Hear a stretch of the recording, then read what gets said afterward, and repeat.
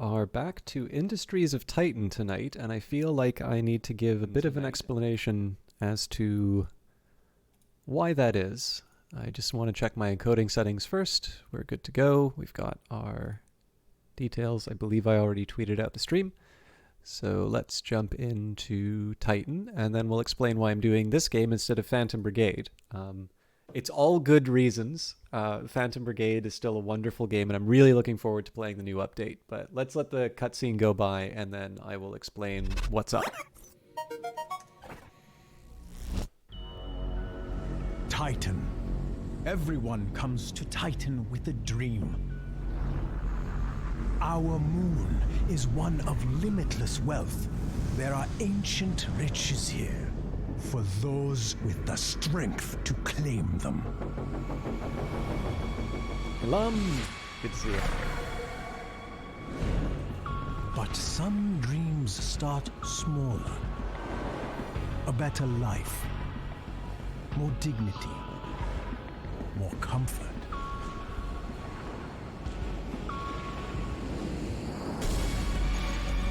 Today, Titan is a place where you can buy those dreams, where anyone can profit.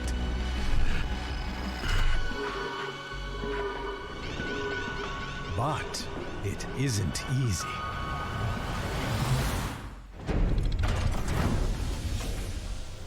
You have to prove yourself here. Those who settle here take that risk. And without their diligent labor, our power grid would fail. Pollution would overwhelm us. And our trade would collapse. It's hard work, but on Titan, hard work isn't enough.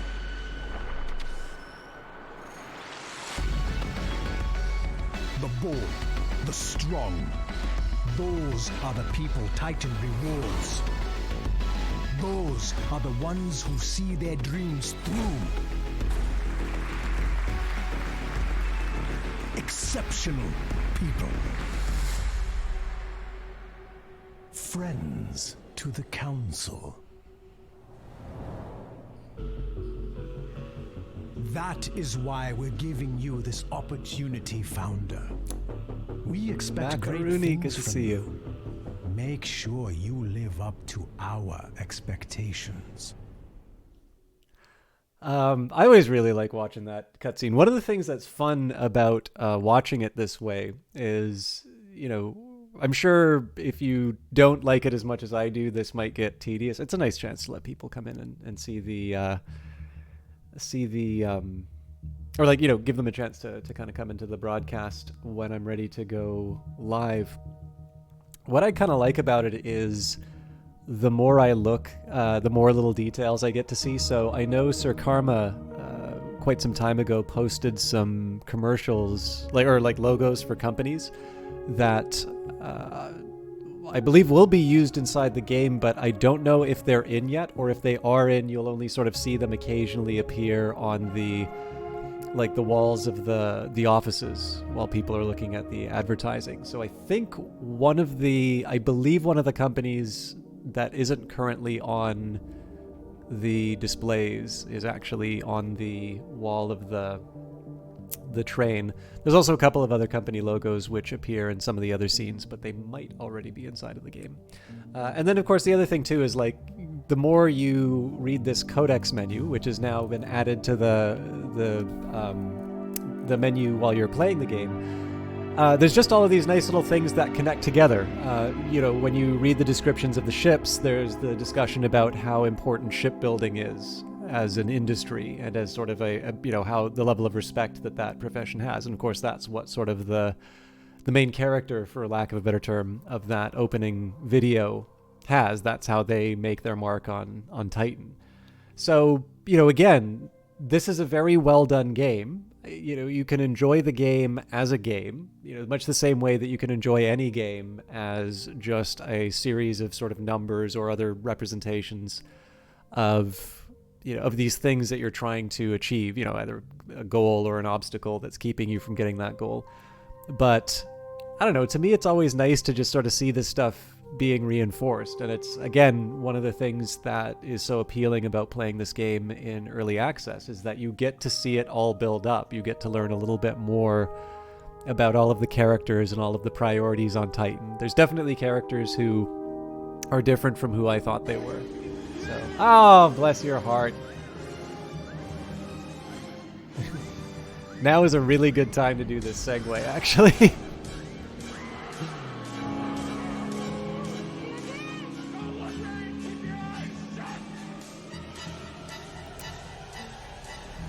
Thank you very much. Brace yourself for yet another month of subscribing. God, it's really... I'm always really happy to see that, but it's so completely unnecessary because for those of you who do not know this, Brace Yourself Games has in fact already given me a key for Industries of Titan for promotional purposes. In fact, I believe it was Ryan who was the one to send me the email for Industries of Titan, and I think it was Macaroni who was the one to send me the one for Phantom Brigade. I'm pretty sure that was the order of events. So lots of very cool people there who obviously I think very highly of because they have supplied me with material for this stream. As always, it's important to say that because one, there are regulations which say that you should be saying that, but more importantly, two, I am obviously very enthusiastic about this game and it's genuine. But if you are making a buying decision about the game, do keep in mind that I have been given a copy specifically to promote it, and it is something that I very willingly do so. Although now I need to know whether or not the YouTube video counts as like a paid promotion because the subscription there. Anyways, thank you very much for that, and please do check out their games. Actually, with that in mind, please remember that there is a really good Discord for Brace Yourself. They've spent a lot of time and effort sort of cultivating a positive community. If you want help with these games, you can get it there. You can talk with the developers. You know, whenever I talk about how fun it is, that may be, I think that'll work, but let me actually do that within Discord. But yeah, when I talk about what a great experience it's been to sort of follow the development of this game, a very large part of it has been the fact that the team is so open. You can find a lot of them on Twitter, or you can follow the main accounts, the Industries of Titan account, the Phantom Brigade account, the Brace Yourself account. And so there's all sorts of different ways to engage with this game. There's all sorts of ways to get help. There's new strategies to discover. There's lots of fun stuff to be done with it. I do want to briefly address the fact that traditionally I play the game with the most recent update, which would imply Phantom Brigade. And I am actually very much looking forward to Phantom Brigade because it looks like they just added, 50 billion square kilometers of new maps, it feels like. There seems to be a lot inside of that update. But it is also worth remembering that probably around this time... maybe my phone will tell me exactly where I'll be. But probably around this time next week, I'm going to be in Vancouver. I don't know if the people who I'll be seeing want to say where I'll be. Yeah, I'll definitely be in Vancouver. But needless to say, there's something I'm really looking forward to a week from now, and I will not be streaming. So I've noticed the tendency seems to be that Industries of Titan gets the short end of the stick often because I'll stream the game when the update comes out, and then there'll be the local game dev meetup, and then like Phantom Brigade will get an update depending on how the month's sort of structured, and then Phantom Brigade like gets 2 or 3 streams, and then there's like one Industries of Titan stream, and that definitely does not reflect my I really like both games for different but also very similar reasons in some cases. So to try and sort of address that balance, and also the fact that I spent a lot of the start of this particular run not doing the science stuff, and so really it was the last stream where we started doing some of the cool new features that came into the patch note, or that came in with this patch. I thought it would maybe be better for me to say, we can continue on with Industries of Titan, hopefully maybe finish the playthrough or at least get like a nice good chunk of progress done. If I get a chance to do an extra stream, I'll do Phantom Brigade for sure. But the nice thing about Phantom Brigade is that it's more backwards compatible than some of the updates for Titan. And so I thought maybe it would be better overall that I, be a little Titan heavy this time around, because Phantom Brigade is going to be able to deal with the fact that I might be a little more jagged in terms of the number of streams. If you have a preference for one game or the other, by the way, feel free to express it. But this seemed to be... Oh, hang on. This was a time contract I did. I wonder what happens if I start a time contract one day and then come back to it another day. Interesting question. One we will find out later.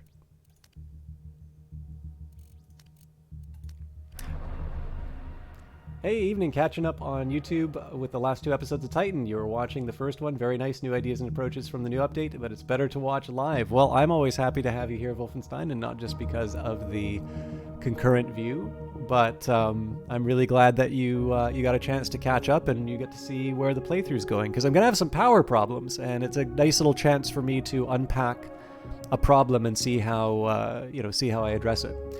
There are rumors that ancient secrets hide within the giant crevices that line Titan's surface. It's difficult to know the truth when only people foolish enough to go looking for them rarely return. Sorry, when the only people foolish enough to go... Let's try that again. The words deserve proper treatment. There are rumors that ancient secrets hide within the giant crevices that line Titan's surface. It's difficult to know the truth when the only people foolish enough to go looking for them rarely return. Okay, so...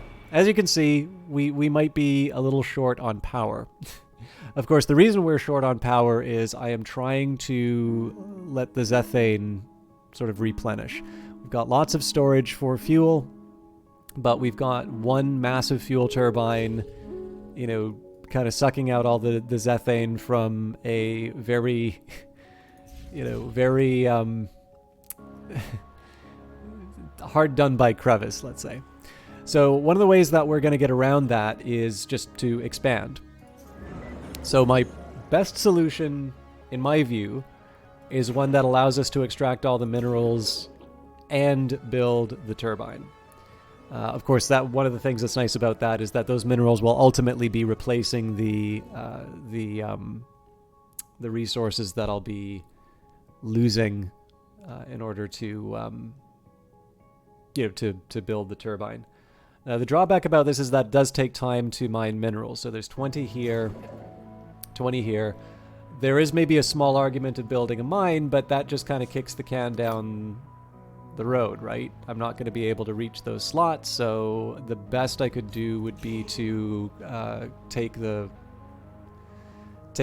artifacts out of this. Actually, you know what? That may not be a bad idea, because it falls within the energy pylon. Okay. So this will hopefully improve the rate at which I extract minerals. Obviously, I'll let the employees still do their thing, but until you get there, no power. Well, basically, the idea is I right now am building up my fuel reserves. There's definitely some stuff that I can turn off to stop the battery drain. So, for instance, in Shipyard 1, I don't know if we're building anything yet. So one thing I can start doing is sort of turning off buildings that are not necessary for my... for the functioning of the Enterprise. I kind of feel like the smokestack should always be going. And I can't extract them. Well, okay. It might be possible to extract the minerals if I turn off the command center, but I would rather not. It'd be nice to kind of keep honest on that. So the Monument Center... Oh, this will be another big one that we can... Oh, wait, but this is earning me the influence now. So I think I'm going to hang on to it for the time being. I don't want to completely abandon expansion plans just because I'm a little short on power. Hey, good evening, Blargosaur. I'll admit I've actually been feeling a little... So there's 2 big things that have happened. I've been feeling a little sick lately. And while I don't want to dwell on it too much, I did get passed over for a promotion at work, and for reasons that are just pure nonsense. One of the reasons why I hesitate to focus on it is number one, I already have the bully pulpit, so it doesn't have to always be about me and my personal life. And frankly, nobody wants to hear somebody complain about personal life the whole time. But I also know I'm not the only one who's having to deal with that. So we already know that I do not have the highest opinion of my current workplace, and I have been applying to a few different places. I believe one of them will be getting back to me this week, or not. I'm not sure. I'm even at a point here where I'm not even necessarily committed to leaving my existing job. However, it's very clear to me that some things need to change. And more importantly, the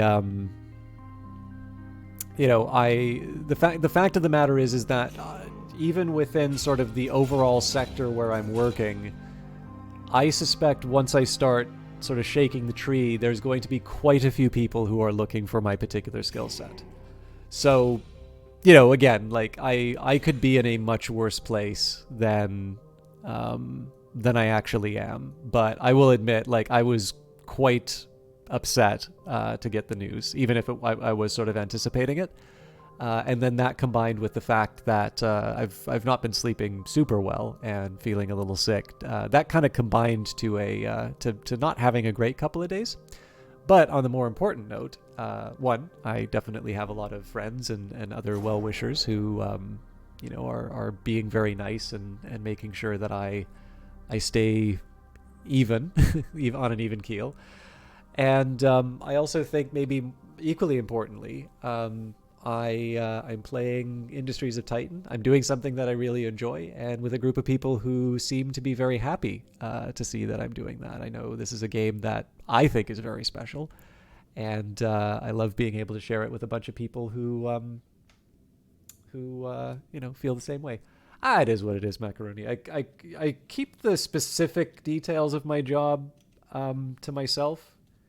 I can explain in something that's not broadcast. But I mean, one of the things that's kind of funny is a lot of the data work that I do. So things like that Kickfox article that I did actually came out of the fact that I generally feel underutilized at work. And so I don't think I'm going to be doing anything that, other people don't do like significantly better in terms of indie games and all of that. But insofar as I was able to maybe hopefully push out the frontier of some ideas or some insights, there is actually kind of a nice gaming side benefit to it. I'm not such a hack where like I'll stream when I should be working. But the fact of the matter is that because I'm sort of annoyed with work, that annoyance manifests itself in very productive ways, in the sense it's like, well, look, if I have all these cool analytical tools and they're not being used, why not do it for something worthwhile? So every once in a while, a cool blog comes out of that. But again, it is what it is. Like I said, I didn't want to. I never want to be the sort of person who just sometimes like "How are you doing?" is not a request for information. It's a salutation, and I'm one of those really bad people for like mistaking it for a like well-wishing as opposed to an actual request for information. But I also kind of figured it's best not to pretend when everything's like super fine, especially because you are all contributing to me feeling much better. But it would be nice if I unpause the game, huh? So as we were talking about, I was going to turn on the energy plant when I need to. Right now, see, one of my biggest priorities right now is just to make sure we keep making money through the work shifts. So I can afford to sort of draw down the battery. And then when it comes time to actually start charging up the batteries again, that will hopefully be at night when I can turn off the factory and what have you. It might mean that the workers are, you don't have a place to sleep at night. But if I'm unhappy at work, they got to be unhappy at work. So,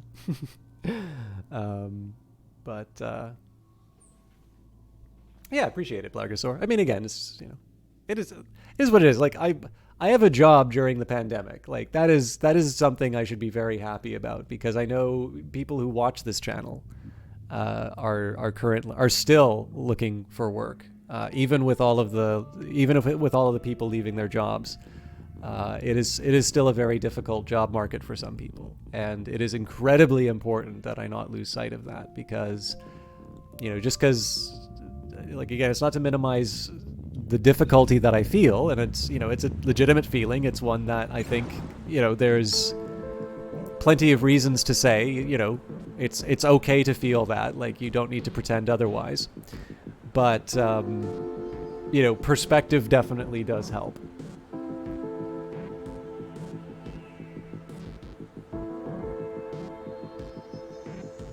How do I get past the power problem? Well, Wolfenstein, I technically haven't gotten past the power problem. But essentially, I tried to cover that a little bit earlier. Essentially, what I'm doing is I'm turning off the energy plant and working on the reserves. And then when I run out, I'm going to let the fuel turbine sort of regenerate some fuel. Every once in a while, I will... sorry, that ship wasn't supposed... Well, you know what? I can put the ship a little bit closer. Every once in a while, so one of the biggest things that I need to keep in mind is that it's not important that everything be running all the time. I do want to keep the smoke, right now I got a few what I'll call luxury buildings running, so technically I don't need to have the Monument Center running, but the Monument Center is earning me 4 influence per minute. Technically I don't need to have... the processor's running. I've kind of got enough as far as my minerals and isotopes are concerned, but I always want more. At this point here, we're going to see me sort of draw down my reserves pretty quickly. And so that's going to mean that I have to potentially shut down some important infrastructure. Or I need to turn so that's already happened. So we're not going to be, regaining fuel anymore. We're now going to be slowly drawing down. But the important thing here is that while I'm generating a surplus of energy, the rate at which I'm depleting this 8K fuel that I've got stored is much, much slower than it used to be. So what I'm kind of doing right now is I'm juggling between sort of these two buildings. And I'm just trying to make it work for as long as I can. And then when the work shift is over, then we turn off the work from home setup. And we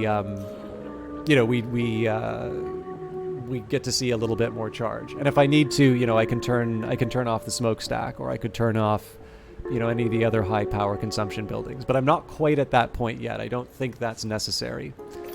What I am going to do, though, is build a temporary mine so that we can really start clearing out these mineral patches. It might be quite unnecessary, but I think it's not a bad idea for me to just try and clear out these patches as quickly as I can.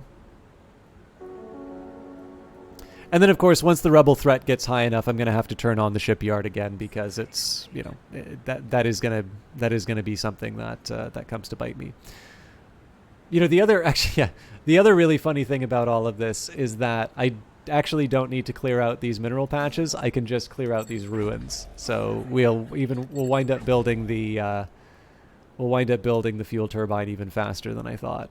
I'm not quite sure why I thought I needed to, or maybe it was because I wanted to try and avoid these crevices. Let's take a look at what the pattern of Zethane looks like.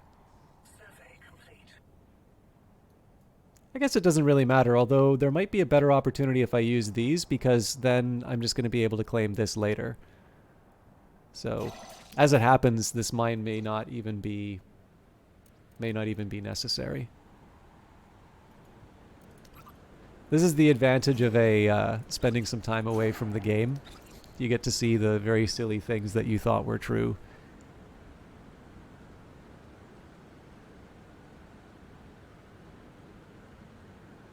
What I may wind up doing as well, so this is just me falling into my really bad habits. What I might do is I might dismantle this fuel turbine and make something a little smaller scale. But obviously that's going to happen. That's going to happen after I've sort of secured my fuel supply. We're still at 4.9, and then we've got 3 more hours in the workday. So once the workday's done, we'll turn off the factory, and we won't see quite the same strain on our grid.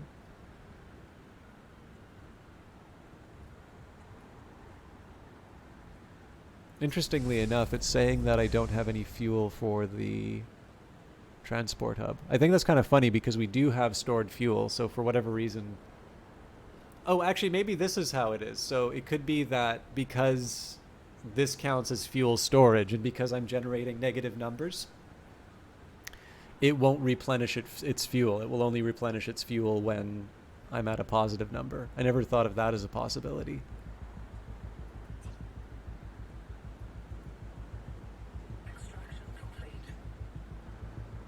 I'll get one of the elite programmers to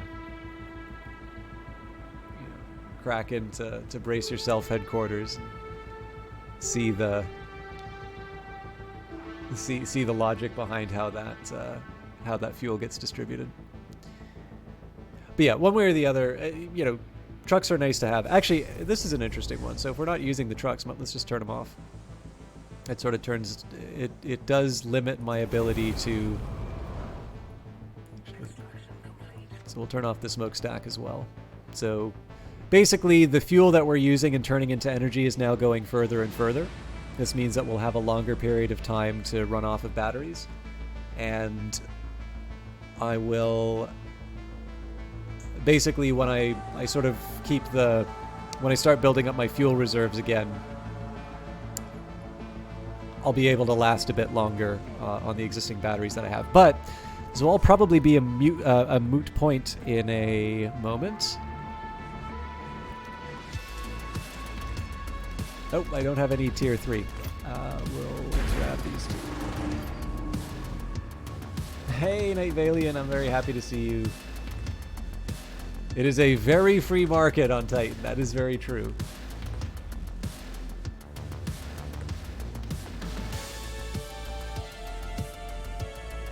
Actually, while I'm doing shoutouts, I talked about how cool Brace Yourself are as game designers, but it's worth remembering they have a Twitch channel. So if you, I think Mondays definitely, I think there might even be a Tuesday stream. It's been a while since I've been able to catch them. I'm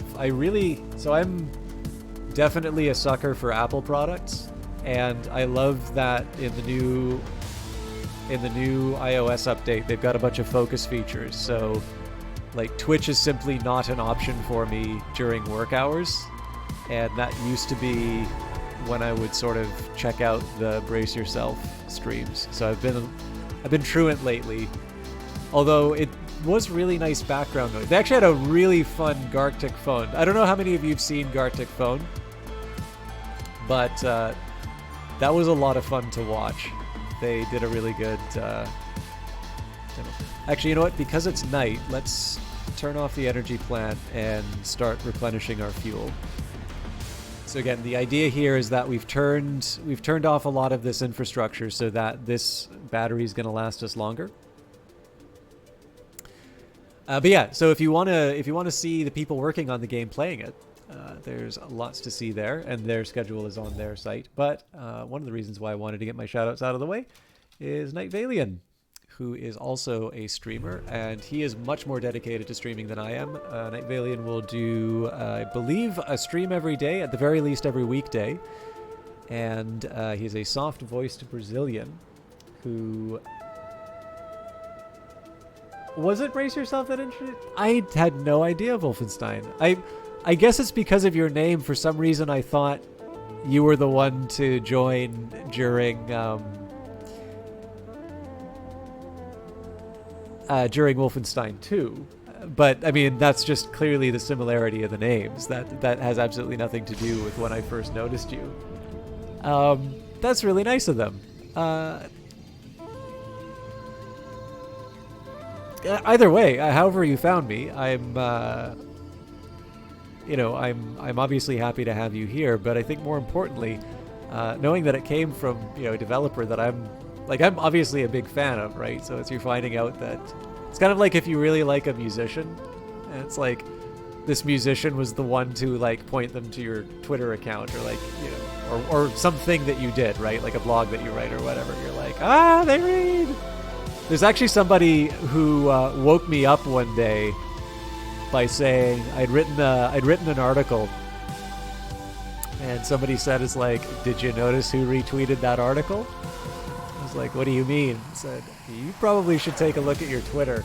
And WordPress gave me this little, it's like, hey, people are looking at your blog. Is everything okay? Kind of message. And sure enough, like a, not like name, but like a somewhat well-known individual had kind of shared something that I wrote. And like, all of a sudden I went from very groggy in the morning to like jumping out of bed, seeing what in the world is going on. But anyway, sorry, I was mid shout out for Night Valian. In addition to being a very consistent streamer, somebody who does a lot of independent games. Got to see him stream Lucifer Within Us originally, but he's done a bunch of Kitfox stuff. Is actually quite an active member in the VTran, who's former communications manager for Kitfox community. And just overall, a nice guy who's been a surprising regular on my channel. Especially given how little I get a chance to cat. See, Night Valian knows that I'm not sleeping well whenever I stop by his broadcast, because we live in the same time zone, and so he gets to know whether or not I got a proper bedtime. Either way, though, definitely somebody I recommend checking out, especially if you find that you are joining my cast right when I'm wrapping up and wondering where to go. I guess I should probably put someone in this mine, huh? Okay, so I think this is the one with more minerals in it. Again, this is not as important as it was before. I am, however, going to prioritize the fuel turbines now. Okay, so they're saying that this is underway. I'll have to trust them. Hard Drive did an article calling... I'm not familiar with Hard Drive.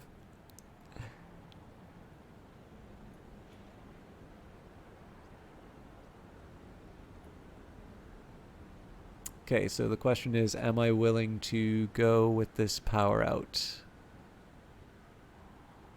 I guess I can't.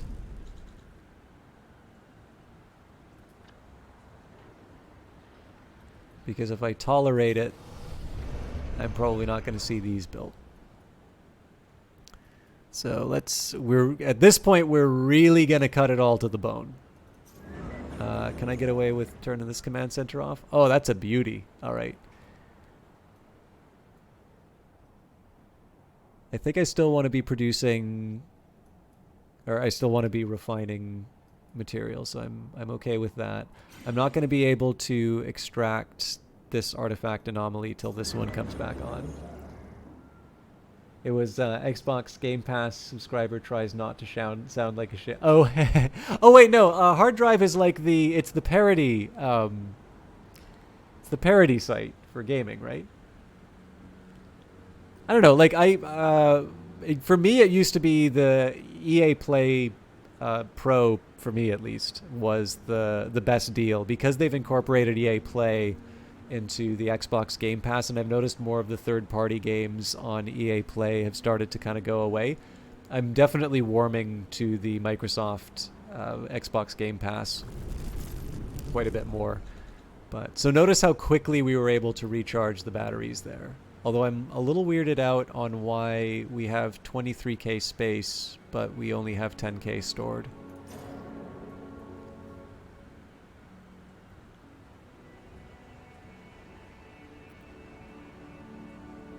Right, yeah. I think I'm probably just being I'm just probably being an airhead right now.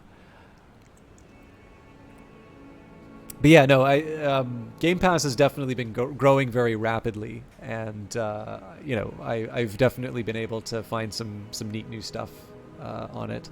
I really wanted to try what was the name of it? I think it's called Procession to Calvary. It's the Peter. I know the title comes from a Peter Bruegel painting. For some reason, I really like the Northman for ye old painting, but didn't quite connect with me the way that I thought it would. I'll give it a try again, but like I really liked where it was going at the start, and I was sort of, I had high hopes, but I spent a little more time with it, and it didn't quite land with me. But yeah, it's hard. I mean, it's wonderful, right? Because it's just, again, it's like you can kind of see there, in some ways there's the same thing happening for a lot of different gaming services. So if you consider something like the Epic Store, one thing that they're doing, of course, is the free game every couple of weeks. So sometimes it'll be like 2 free games. Sometimes, it'll be, and sometimes they're very, very high quality games, like ones that everybody wants. So, giving away a brand new Total War game is obviously a really tough, that's a really tough act to beat. And in some cases, developers are being paid for these copies that are being given out. I don't know if they're getting paid for the individual copies, but they are, there is money that's changing hands for that. But Steam, I sometimes wonder if the current crop of demos on Steam is just, Valve being able to take advantage of its very large size, really, to, essentially people are kind of voluntarily making the free game, because I know that some people will just go and just play demos, and that's what they do. It's actually why I think a lot of developers have made a fairly smart decision to turn off the demo when the game is available to buy, or to make the demo a timed thing, because you don't necessarily want to equate the game with a free product. You're letting people make an informed decision about the game. And in the case of the Xbox Game Pass, what I notice is that there's a pretty fast turnaround. There's definitely a lot of stuff that I've wanted to try out that I notice has kind of left the Game Pass before I really get a chance to give it a shot. And so, to a certain extent, I think what a lot of these services are, the function that they're kind of performing. Oh, this is interesting. So why is this... Oh, hang on, because I broke the connection. This is always a big danger when you build these kind of loose connections, is if you have a power outage, then you may deeply regret your efficiencies. But yeah, in the case of Xbox Game Pass, you're paying a certain amount for access to that stream of sort of the full game. But it's a similar idea, right? That you are able to give them a shot. But I think one of the reasons why they have something of a shorter shelf life is that the intention is probably not that you sit and just play those games forever.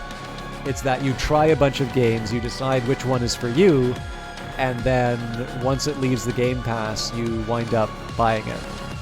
Which, I think that's one of the reasons why Xbox probably does not see the Game Pass as necessarily a replacement for sales. Game Pass is a great deal when it was $1 a month last year, but it feels like a waste to you now with your large backlog. Yeah, that's a very fair point, Blargasaur. One of the things to remember for me is that I really haven't experienced console gaming, and I don't have a large library of console games. So essentially, if I didn't have access to the Game Pass, my console would essentially be an old copy of NHL. I think it's NHL 2019 and Red Dead Redemption. That's about it. Whereas now I have everything from, Back for Blood to, which I haven't played, by the way, to something like Procession of to Calvary. So, but again, it's as with most things, we're in this really wonderful situation where, we're kind of spoiled for choice at this point. If you want to be playing games, it really could not be easier. And, the amount of variety and access that you have is just something that, it's sometimes hard to really kind of wrap your brain around. Demos on Steam has heavily populated your wish list. Having demos are such an amazing draw into games for you. Yeah, one of the things that I found really funny was I noticed for Lucifer Within Us, and I'm sorry, I'm talking about things that aren't Titan again, so I should probably get back to the topic. Lucifer Within Us, I noticed a lot of reviews said that the game wasn't worth the money because the tutorial, the first mission, was essentially quote-unquote free. And it's well, it was in a demo, and that demo is no longer available. I'm not entirely sure the fact that it was made available as a demo annihilates the value of that part of the game, because obviously the subsequent, there's 3 cases in Lucifer Within Us. It's quite a short game, but obviously the non-tutorial mission is considerably more involved than the than the one that was given in the demo.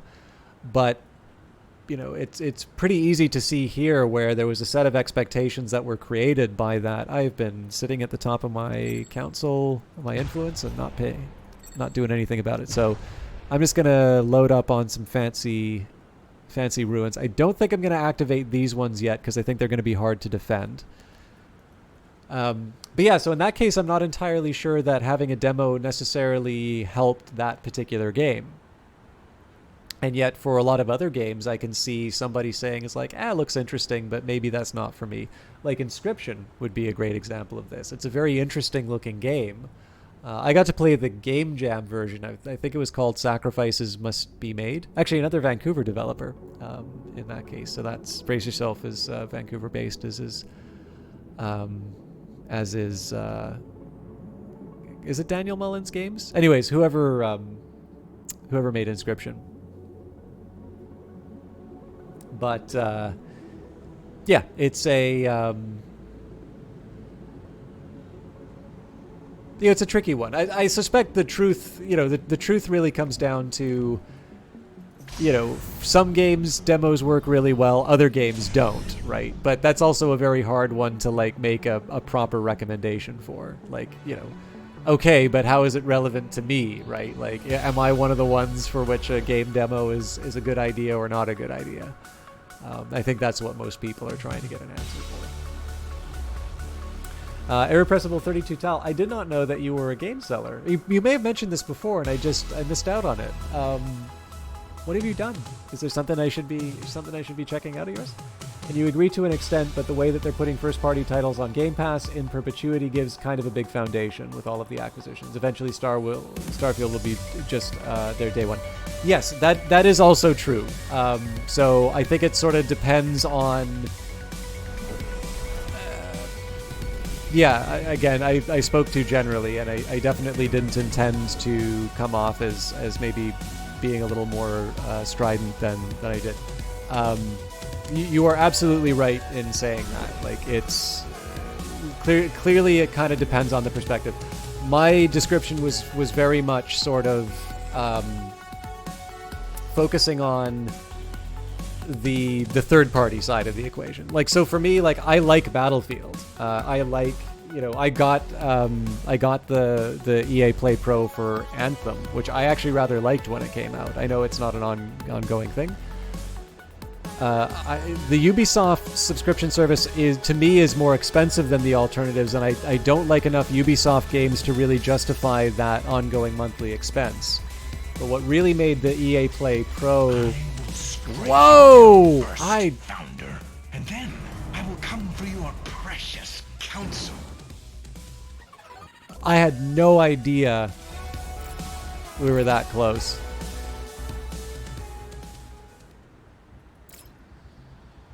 So we got to crew up. This is going to get really, really bad. See to it that his threats remain empty, Founder. So I believe there will be 2 ships coming after us. Or possibly just one strong one. Time for me to do my penance. Okay, let's get the folks in here.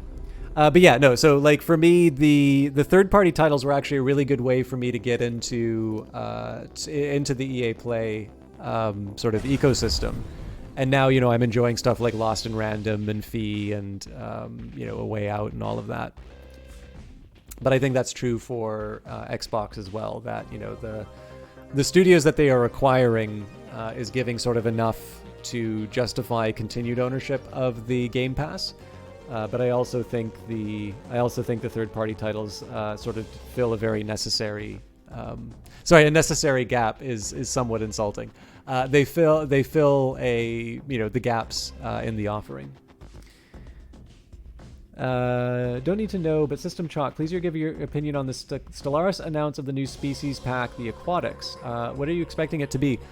I mean, I would expect it to be something like Lithoids.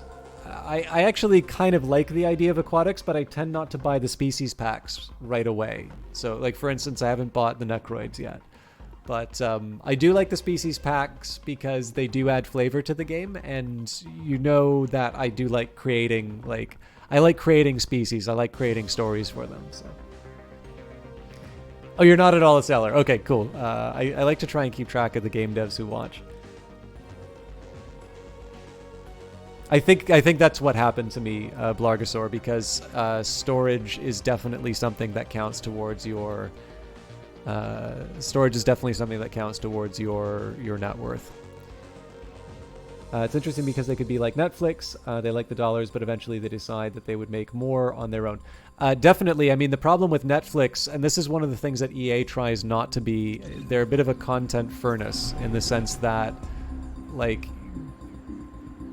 especially with the phenomena of binging shows, the problem that Netflix now has is that if you want, if you're going to release a full season of something right away and you want to keep people on that monthly, on that monthly treadmill, you need to,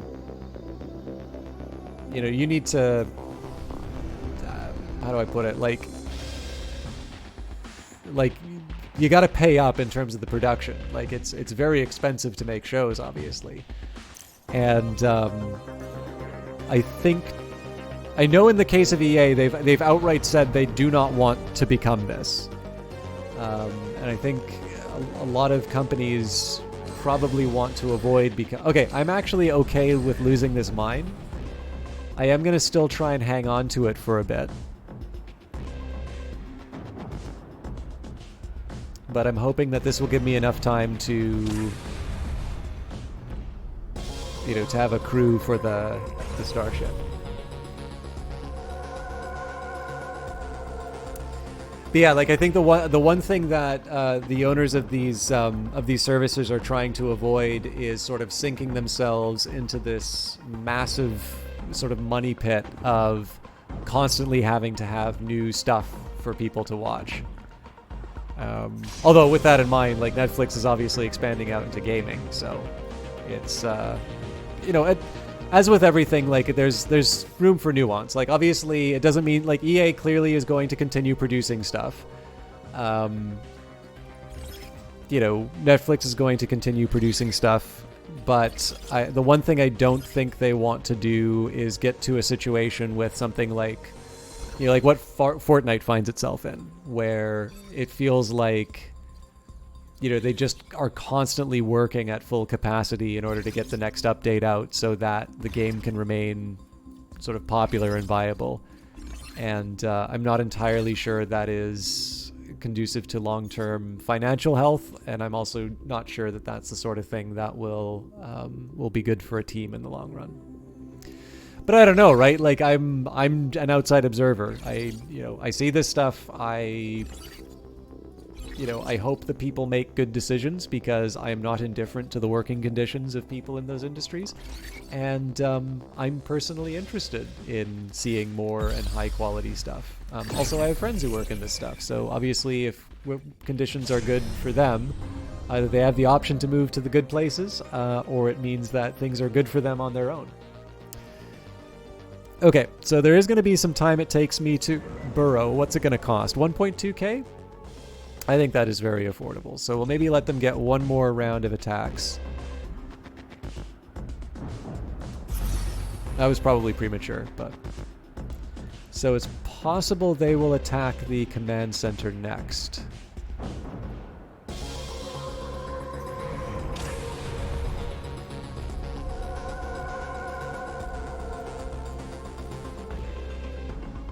Oh, the mine got destroyed. Okay, well, so much for...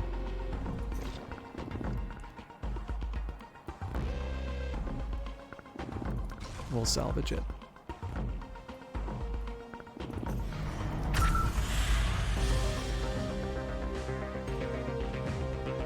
Just as well they didn't attack one of these.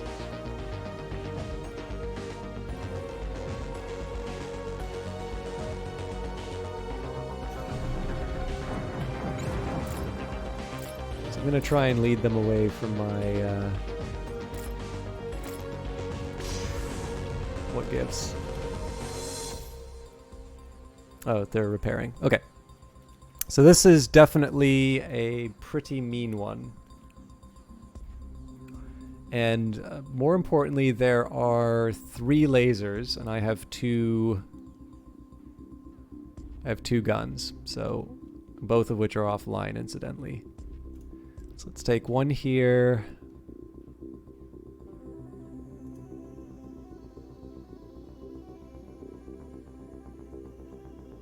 Yeah, the tricky part is to decide: do I just want to keep shooting through the lasers, or through the shields, or do I want to try and take out one of the lasers? I think I'll try taking out one of the lasers for starts. But what we're really going to do is we're actually going to focus on crew. With that in mind, let's actually start targeting crew then.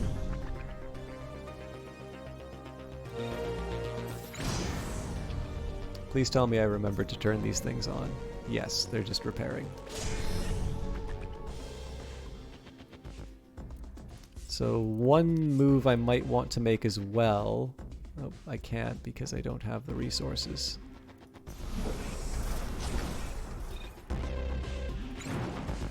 Okay, that didn't work.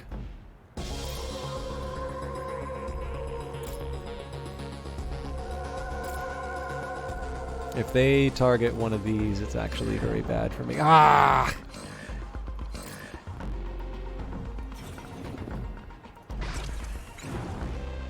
I'm really messing up this, Okay.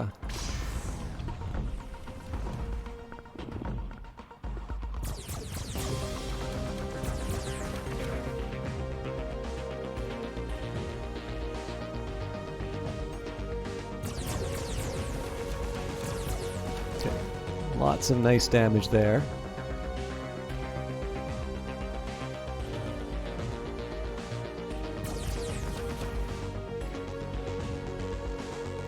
Yeah, the problem is they're doing a really good job of taking me out before I can do too much about it. So, how do I make this a priority?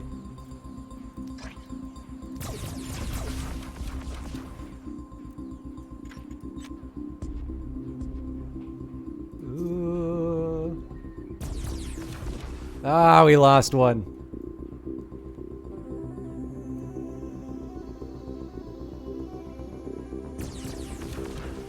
I don't think we're going to be able to take this on. So, let's try and get a new defense turret up as quickly as we can. What are some strings I can pull to get some level 3 minerals? Ooh, that's 2 employees down. I might lose. Because I don't have a good answer for my current predicament. But we do have we do have enough to build a defense turret, so this is an absolute Hail Mary of a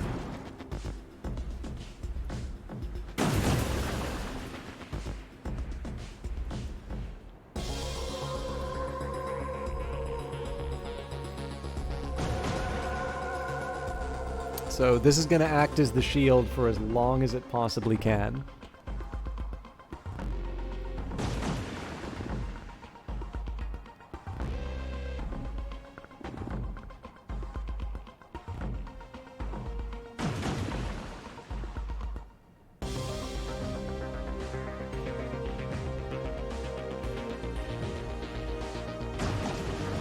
Should probably have made that a priority. 175 level 1 minerals. That's going to take a while to transport.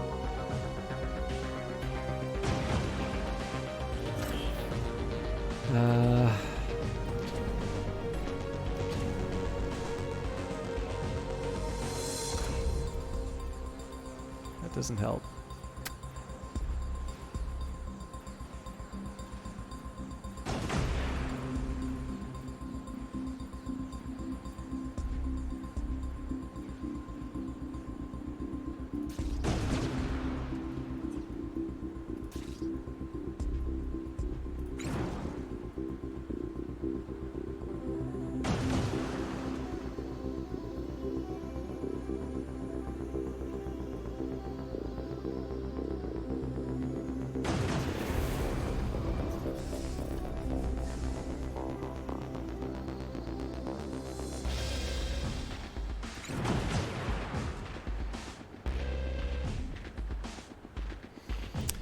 All right.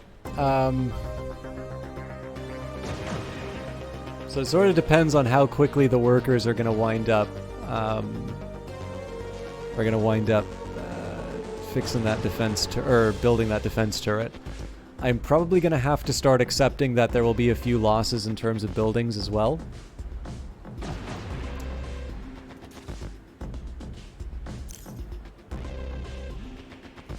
But I think the way I'm going to handle it is let this thing take as much damage as possible over time. We'll send it back to the shipyard to get repaired and recrewed, obviously.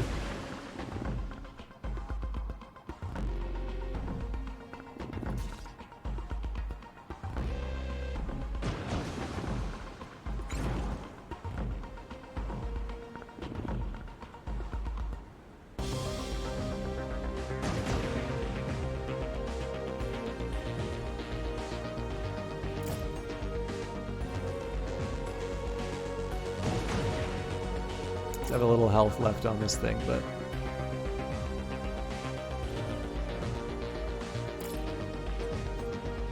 so let's see what they're going after.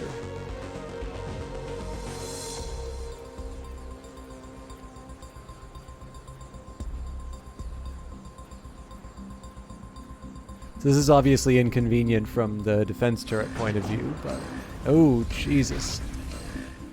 That's the smartest place for them to go, right? Because turning off the power here will turn off the command center. Taking out that command center is going to turn off my fuel turbine, which is my only source of fuel right now.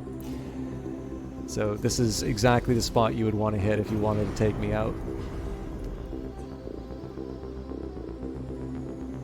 I mean, I also definitely mismanaged that fight, but we'll do the best with what we've been given. Longer term, I definitely need to get that second ship up. I got really lazy on not building that second ship. In the meantime, I'm also going to make sure we have one person on moving minerals.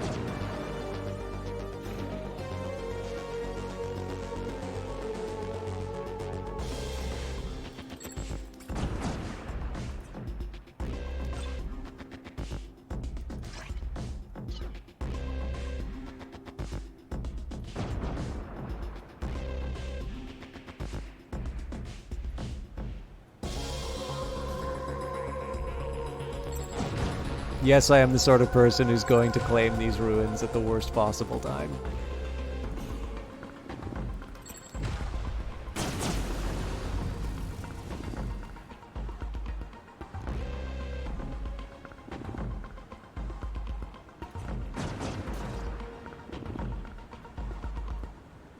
It's kind of funny to see somebody mining the anomaly when it should be the turret.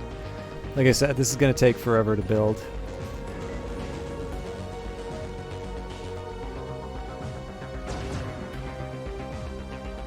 So I think it's pretty clear we're going to lose the energy pylon, but it might buy us enough time to...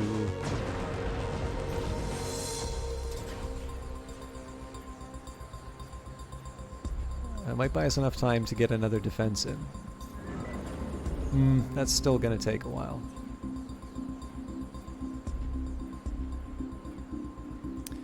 What do I think about the recent Econ Nobel? I think it's a good one. So for those of you that would actually like to read the work by the person, one of the people who most recently got the Nobel, Joshua Angrist, has a book by which he did with Jorn Stefan Pischke called Mostly Harmless Econometrics, and that is a deliberate reference to The Hitchhiker's Guide to the Galaxy in that title. Now, you will probably want to be reasonably confident in your ability to read sort of mathematical notation, and it would definitely help if you had an understanding of sort of statistics, econometrics, that sort of thing. If you would like a little more gentle introduction to the topics and essentially the sorts of things that they, you know, that he got the award for,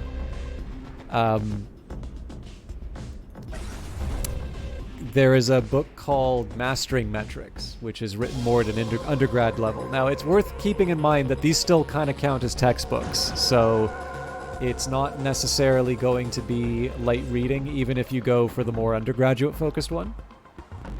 But I suspect that that might be... So we kind of knew that was going to happen. That's not as big of a priority as this pylon. They're going after the science lab, huh? Well, I can burrow. The question is, like, what does burrowing get me? The important thing for me is to make sure that whatever action I take is... So, like, the worst that could happen is I burrow and then they go for the HQ.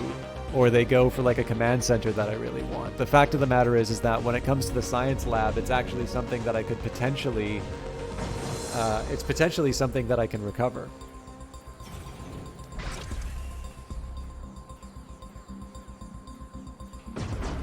Although this is potentially shaping up to be something where it's like the first loss that I've gotten on normal in a while. But yeah, David Card, I mean Canadian, so I'm obviously happy to see him get the prize. Oh, actually, you know what? I'm gonna cancel that because I'm probably using the wrong resources. They really like taking those pylons. I'm gonna let them just keep eating my base like this, because all of this can be recovered when I dismantle the defense turret. And the next thing I'm going to do here actually is turn off this factory so that we unleash a whole bunch of workers. So these should all be dedicated to either repairing or building, and I should have done that a lot earlier on the run.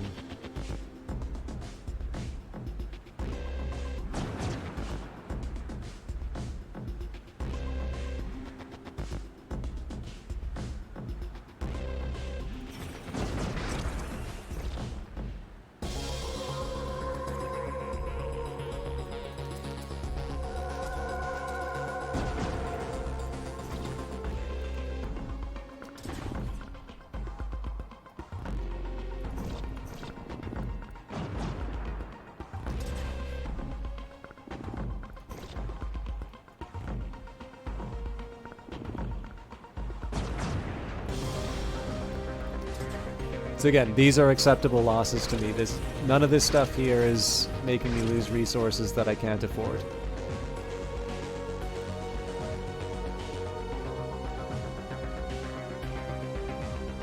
They might be going for the more precious... Oh, no, command center. So that's going to more permanently lock in some of the losses as far as the, like, in terms of not having access to the fuel turbine.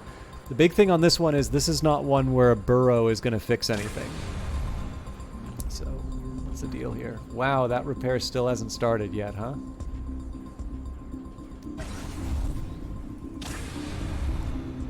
Let's see if cancel and repair, or renew will... I was kind of banking on this thing getting repaired a little bit faster than it actually is.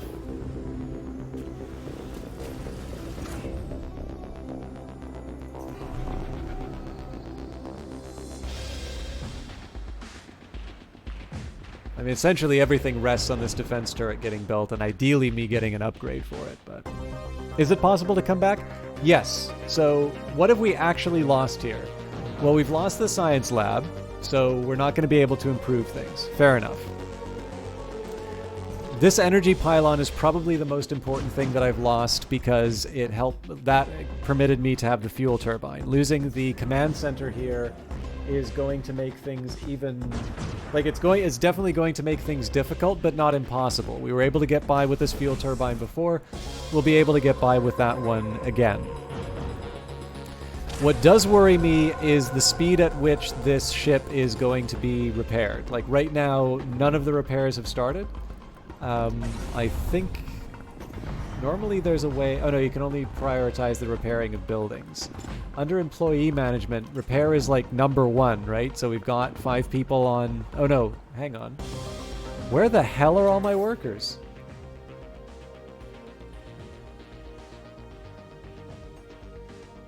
So we've got 1 person dedicated to move resources. What are the rest of them doing?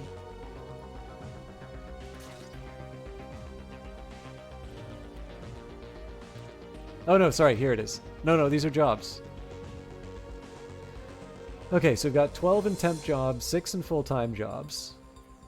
Oh, 11 on prioritized tasks, right. Okay, they're working on the defense turret. That's fine. That makes sense that they're all absorbed doing that. But what it does mean is that the one that was free, that's why the repair isn't happening. Is because they're all working on the dedicated job. But yes, like, it will be difficult to come back from this. It is there nothing I can't take anything for granted, that's for sure. But I'm being very careful in terms of deciding when I burrow and like what I'm willing to give up. Because I'm going to get a lot of resources back when I dismantle this defense turret. If I lose the smokestack, that's probably a harder one for me to come back from, because I'm going to have a bunch of garbage and no place to put it. But even then, there's ways around it. Okay, so this is something that I can't get back when it gets blown up. And this has got some fuel in it, so this is probably going to go... Like, this is probably going to have a big boom.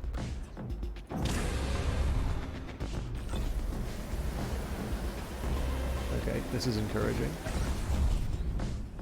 It's not going to be enough to save the advanced radar, but again, we work with what we've been given. There's some things I did mismanaging the situation, so I'm just going to accept. You know, I got to accept some losses off of not, not handling things well. Essentially, as long as I'm able to string this out and get that turret up and running, we will potentially win this. But again, this is a tough ship, so even a turret's not gonna solve it. Thanks, Glove. I mean, I'm screwing up. That's probably why it looks interesting. But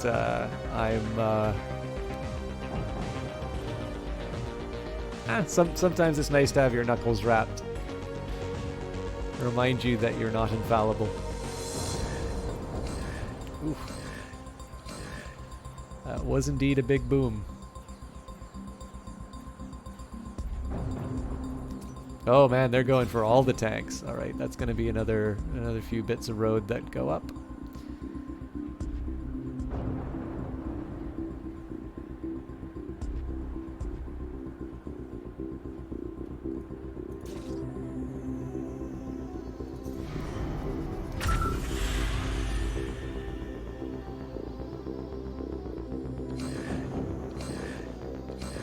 So obviously we gotta... Please tell me I actually have employees on this. Better late than never completed. No, we did not. So I was not deliberately going for that achievement, but I do think that's really funny that I got it.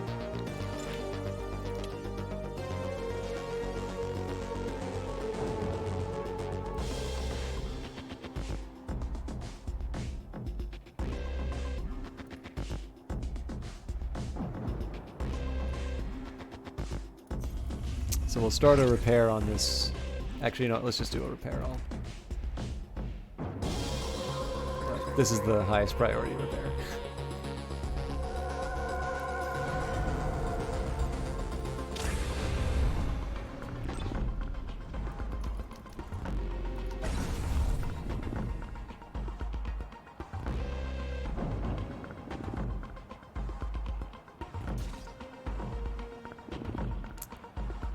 Still almost 100 to go for the repair, or the minerals.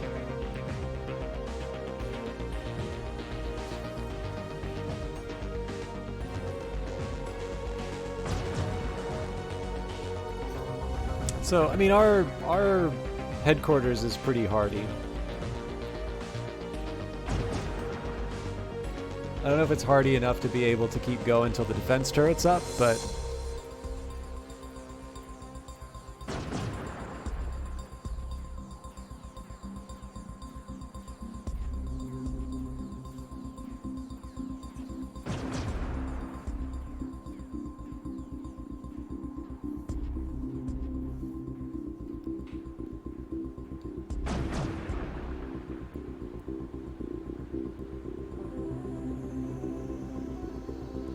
I don't suppose any of you have seen the movie Wag the Dog, have you?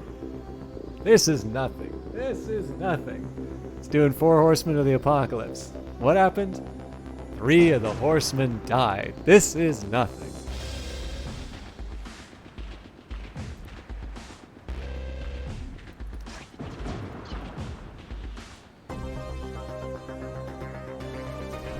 So, workday starts soon, but I'm tempted to try and upgrade this floor.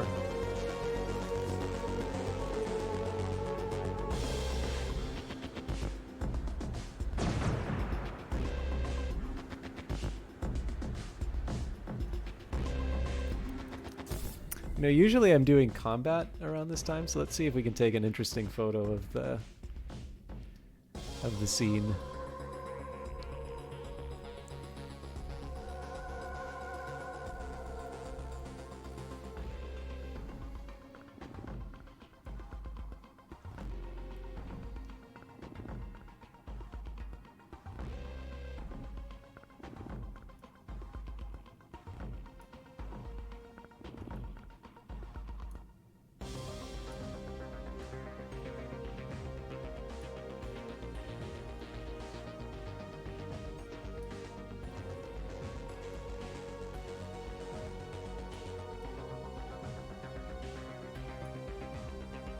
Do I want to add a tint?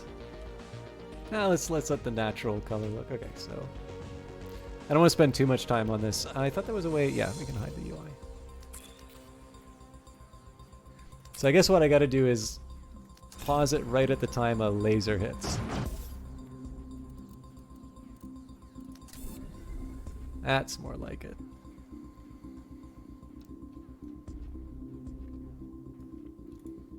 I think.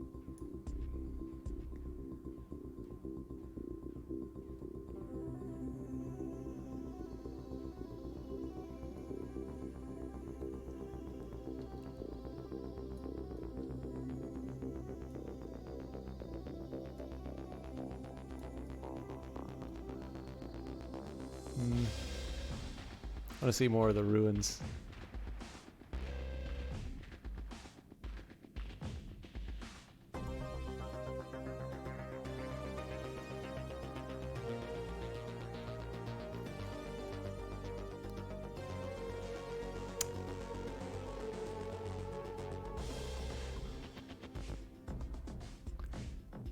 So I'm wondering if there's a way that I can somehow get the ruins, the laser, and Saturn all in one shot, but I think that's a little too confused in terms of attention.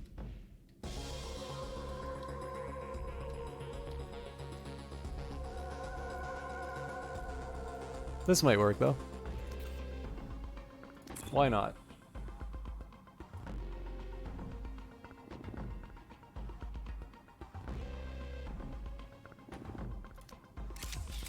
I don't know. I don't want to spend too much time on this. But a memento of the loss if it comes down to it. I don't get to take a lot of shots of the place getting destroyed.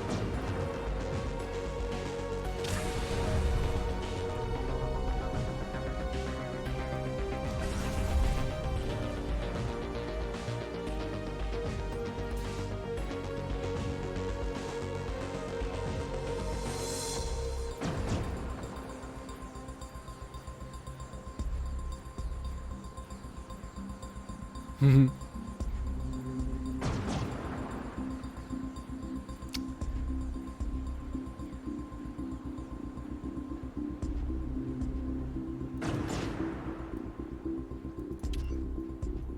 think we need to dedicate someone to moving minerals right now. I think all hands on deck for the priority jobs.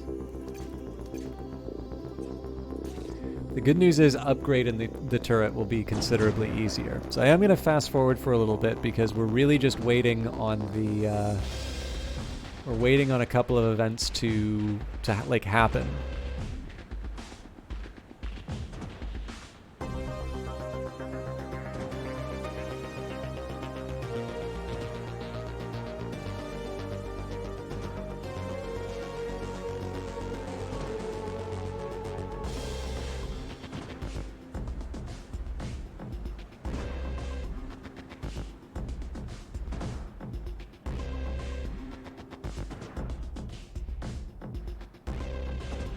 So if the crew doesn't arrive in time, we're just going to launch the ship and let it be a shield while the turret gets built.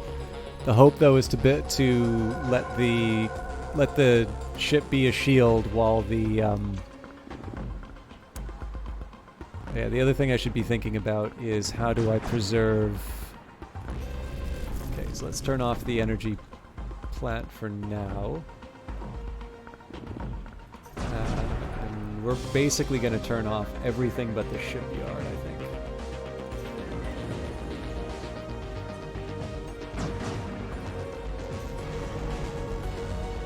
So the reason for this is I don't want the turret to suddenly run out of juice right at the time we need it. So I'm guessing because we've got dedicated employees... So it's 6 damage per round. Olaf, thank you very much for the host. You might be arriving in time for me to see a defeat on normal difficulty.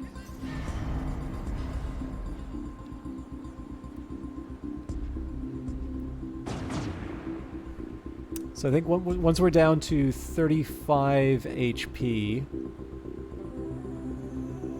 I'm going to abandon crewing up the ship, and we're going to use this as a screen.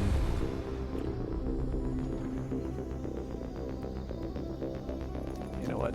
Might as well do it now. Headquarter HP is one of those things you really don't want to mess with. Like, if I get that number wrong, it's game over. It's not oopsie.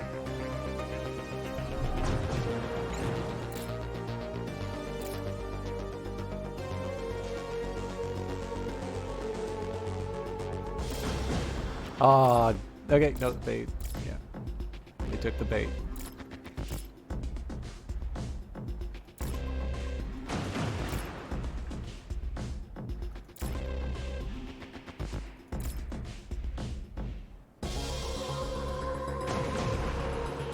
Okay, so it looks like they are taking another target.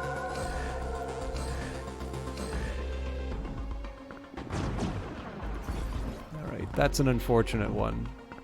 Especially because it's got energy storage. So we're going to pull sort of the same trick that we normally do. When I get a chance, we'll let it take some damage, and then we'll provoke it so that we can act as a screen.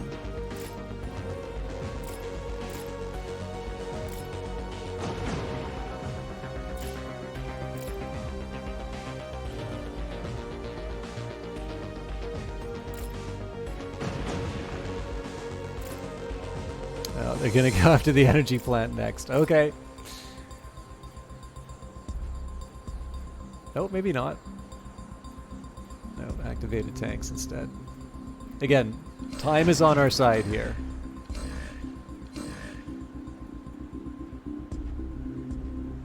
We've already got some repairs happening on the headquarters, and the defense turret's getting ready to go, so we just gotta be patient. Let the plan kind of do its thing.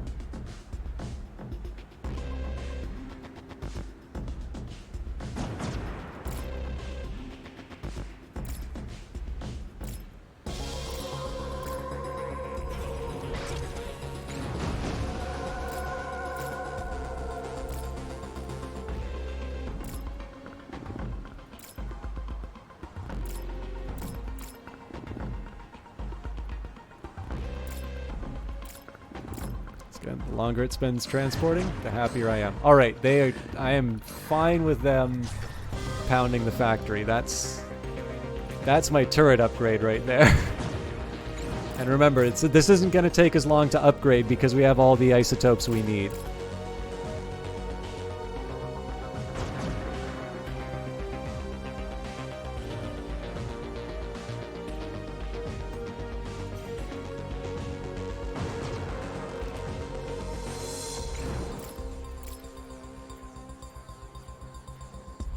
If I was a better streamer, I'd be doing a poll right now to see how many of you think I'm gonna win. This thing's turned off now, right? Yeah, so we're not earning any money. That's a big concern given the amount that I'm spending on repairs, but we're definitely in burn the boats territory here.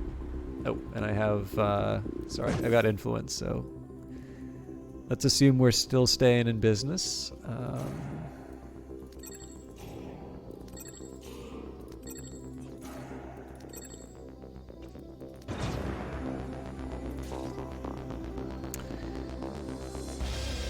A sense of urgency on building the turret would be nice, though.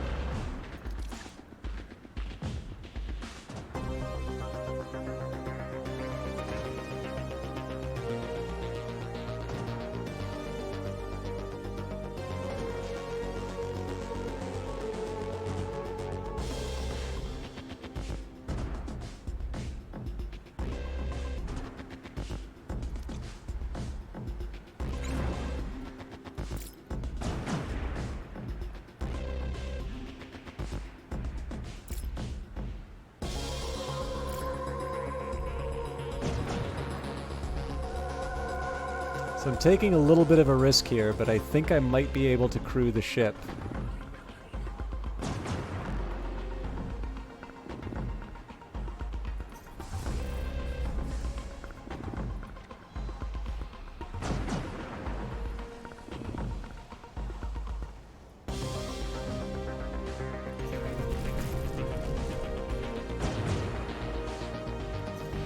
This is a big risk, right? Because if I'm wrong, we lose the factory. But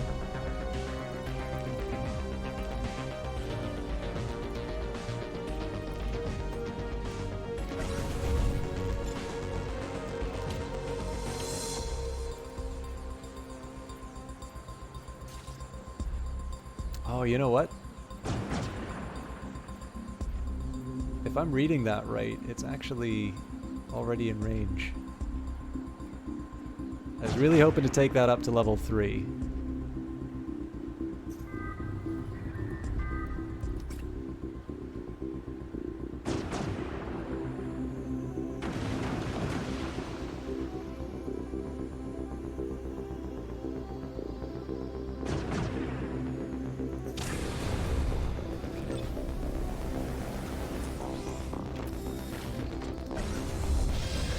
So this makes me a little nervous. But we are going to... I have a plan. I read the headline for that. I didn't see the exact update. Irrepressible. That's pretty cool.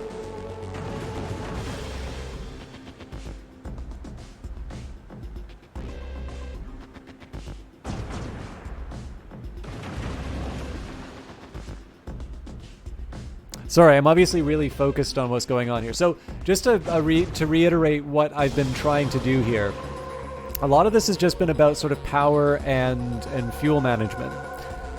So, okay, we're ready to launch. So essentially, I've been making sure that I have the power that I need, that I have sort of the resources that I need in order to sort of have this extended engagement with the penance.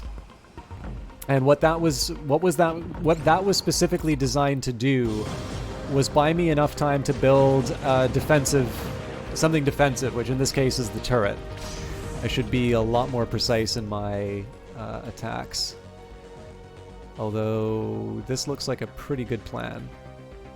So again, we want to be targeting as many crew members as we can. Actually, you know what? We're just going to double up. We're gonna specifically target crew members in weak spots. Because, of course, this is backing up, like, what this is doing right here is giving us some backup as far as the,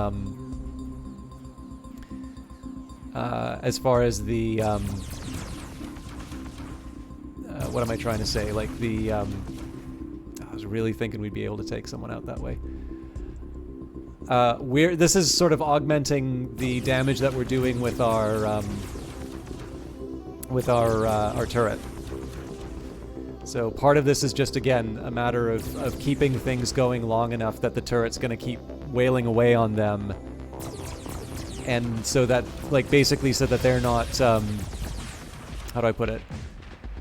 Like, I want to make sure that they are focusing on things that I can easily replace rather than the things that I can't. So, like, we've definitely lost a couple of permanent structures in this, but we're in the point now where I'm able to, I'm able to sort of dictate the terms of the combat a lot better. And you can see all the difference, right? The fact that it's a ship and a turret going after it as opposed to this ship on its own. This is working really well for us.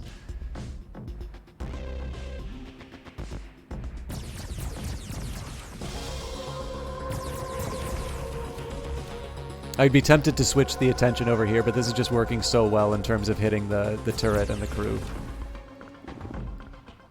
Okay, so one of our employees perished. That's going to have some consequences as far as how effective our turrets are going to be, but again, this is all about buying time, even if we lose crew.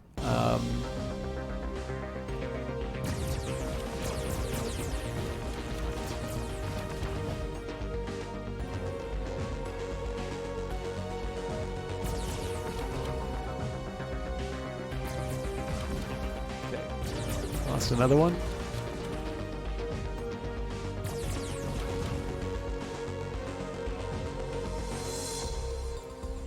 Notice their health.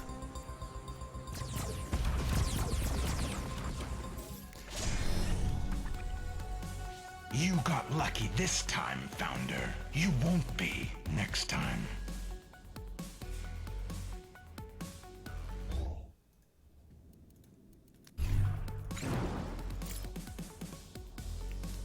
This is my new bit when I beat the odds. Okay, so first thing we're going to do is dismantle this turret. Next thing we're going to do is wider repairs. Okay, looks like there's a noble sacrifice. I think it's because all of our life support was taken out. Oh, you know what? This probably doesn't have any engines either. Yeah, so sadly, this one we're also going to have to self-destruct. I don't think there's any way of recovering it.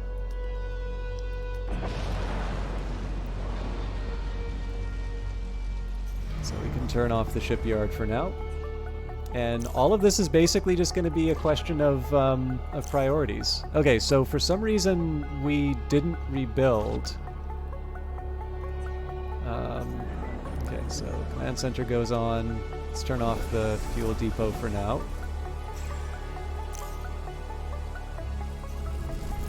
Oh, sorry, wrong one. Turn on the fuel, turn off the energy. New energy pylon.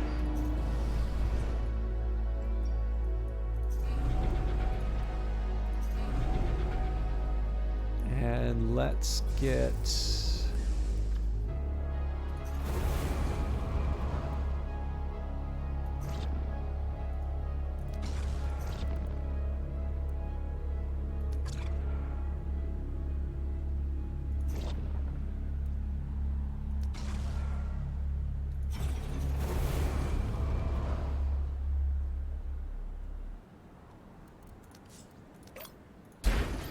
So this energy pylon's a priority because we can't run the smokestack without it. We don't need the transport hub if we're not feeding the smokestack. This one's a priority because it gets me access to the my fuel again. All right, that's enough of that. Should I stop the Zhukov thing when things go well? I like the bit, but I can appreciate it might get a little grating.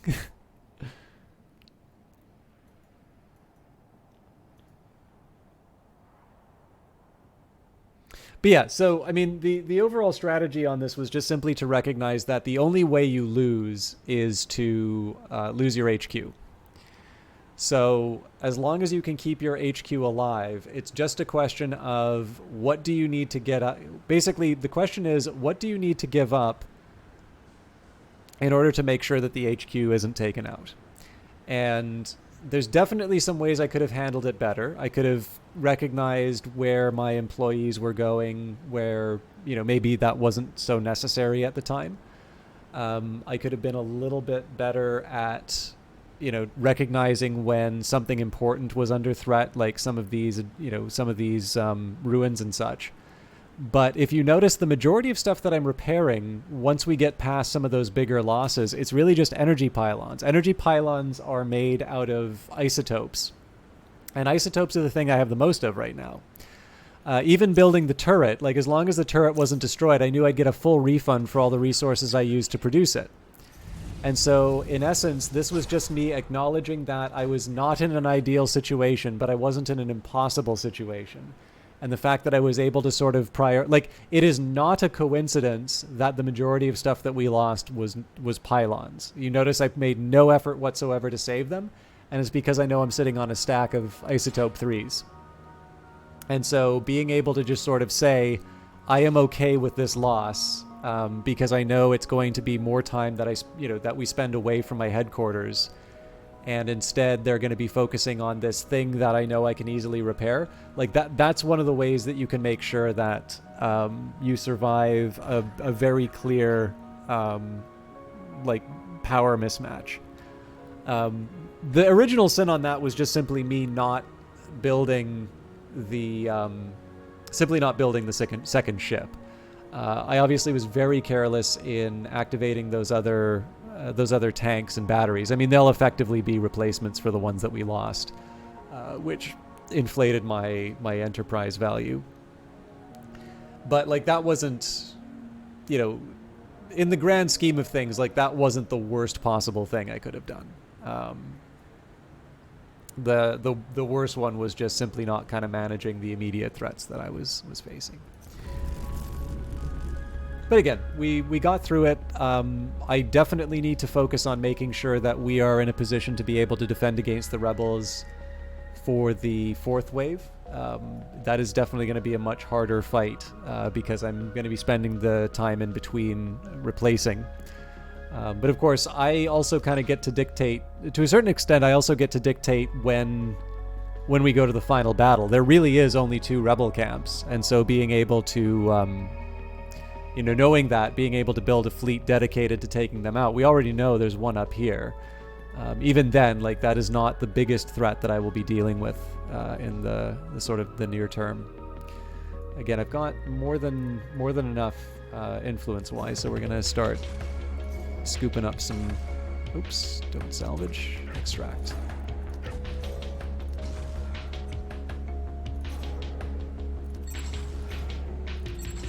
This is just more me using resources I have available rather than any major priority.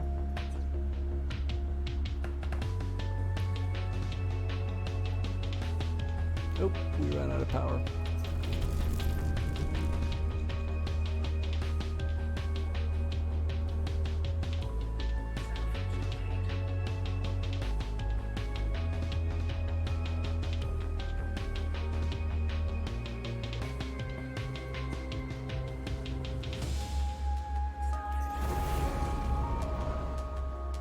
No, I should keep that smokestack running.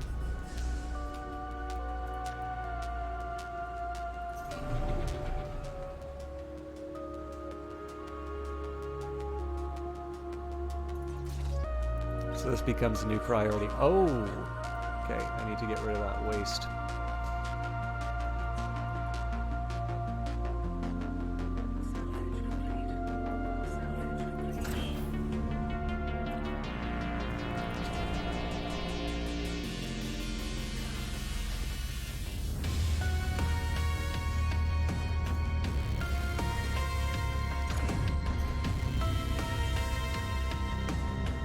So the hope is that they'll take this waste back to the HQ in order to build the command center. This one is a little bit more urgent because this is going to be what gives me access to the fuel turbine. Another thing that I'm going to do to try and recover some minerals is dismantle this fuel turbine and build just a smaller scale one. We do need 2 fuel turbines, but this one's a little ridiculous. This is just drawing, it's simply drawing too much from the existing crevice.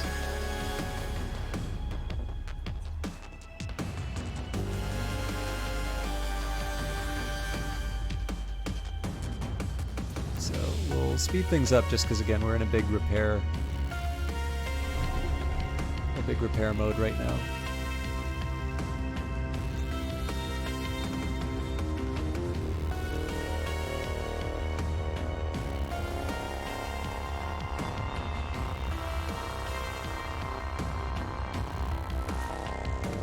Okay, command center's underway, so we'll be getting that fuel turbine before too long.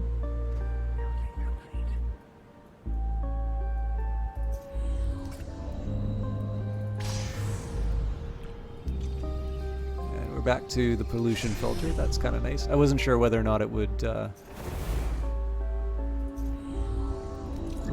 pick up on the research. Okay, it's a work shift, so we can turn the factory. No.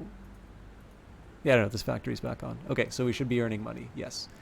Which means everybody gets a repair all.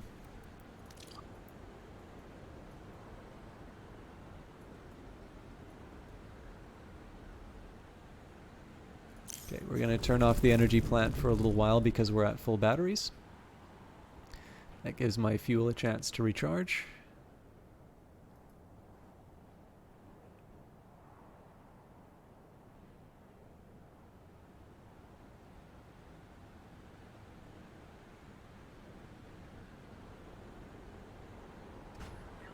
All right, so basically, what you just saw, all of the damage done by the rebels is effectively erased.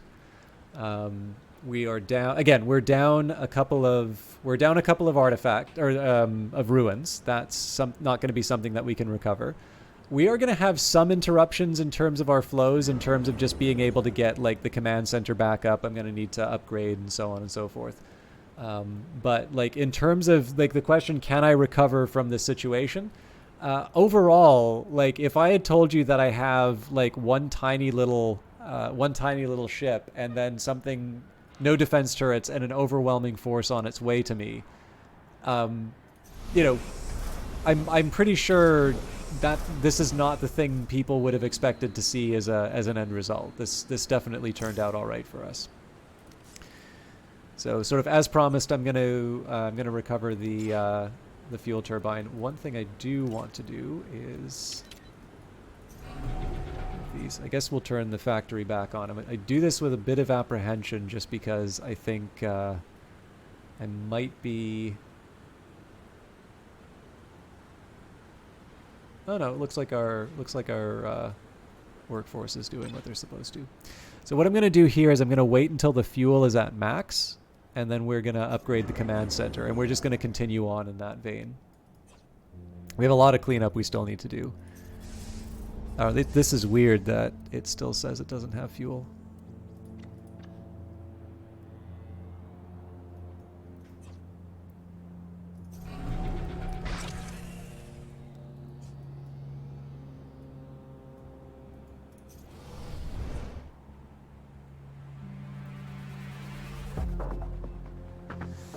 Okay, next steps. We definitely need to recover our minerals.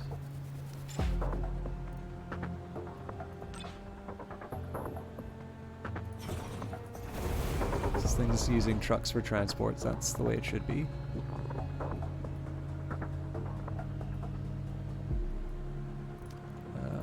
Got more than enough tier 1s. So we are eventually going to hit the limits of our isotopes, but I don't think that's the problem I'm facing right now. So yeah, one, we got to get some ships back online. Sooner the better. And then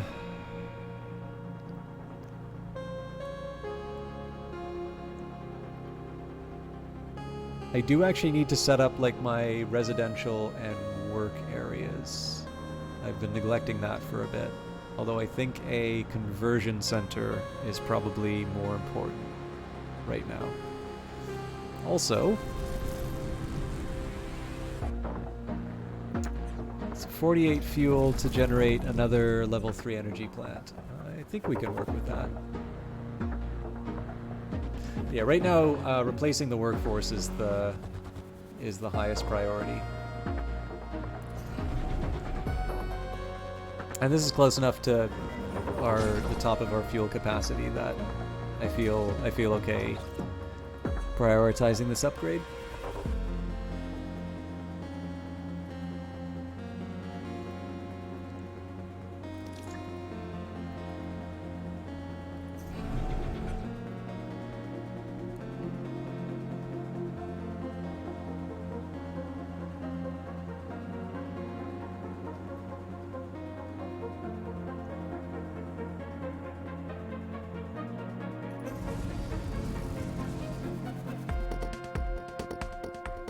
There's sort of an argument for moving this energy pylon over and upgrading it so that I could put the... no really more than an argument for... Yeah, I'll probably just keep the isotope mine there. When the time comes. I mean, we have so much access to isotopes, I don't think I should be building mines right now.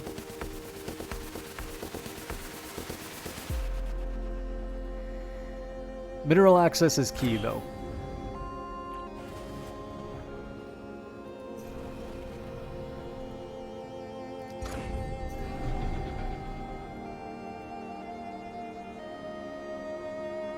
So one of the reasons I was hesitant to move waste to headquarters is that the factory has got like a clear path to the smokestack. I still don't know why fuel's a problem over here, but...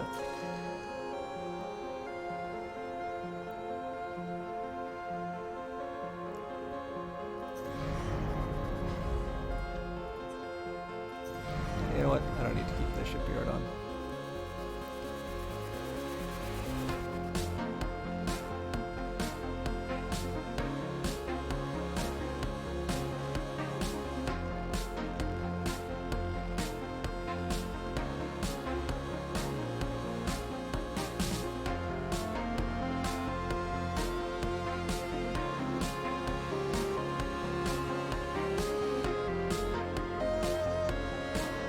I'm trying to think of the best way for me to get access to some new worker generation. Like, even if I just put up like a temporary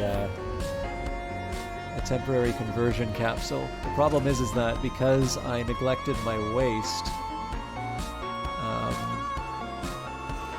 I'm really running short.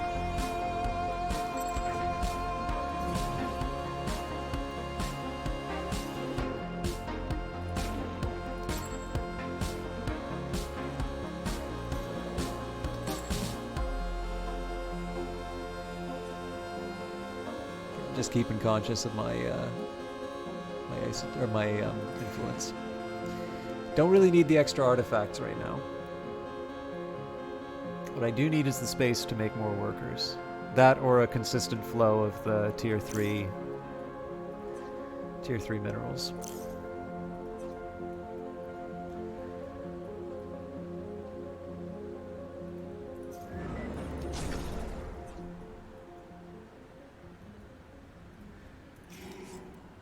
So my argument here is going to be that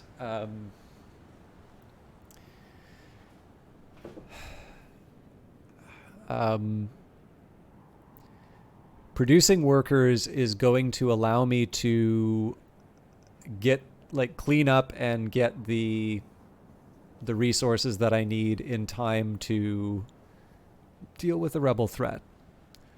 If I'm wrong in this calculation, we will lose. If I'm right in this calculation, then we are going to be stronger than the last fight that we had to do. Although I do have a bit of a question in terms of where I put the conversion center.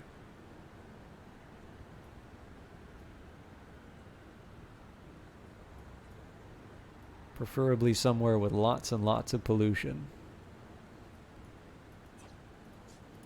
Yeah, this will work. I am trying to look for like undesirable area. You know what? This may not be. The reason why I wanted to keep this clear was just because of the roadways.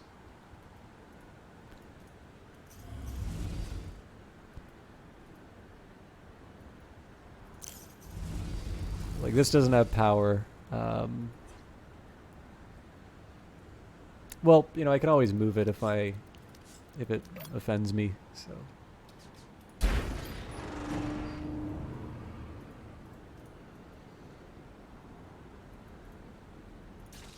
So that should have been prioritized. I really messed up on that, but hopefully the fuel drain won't be a problem.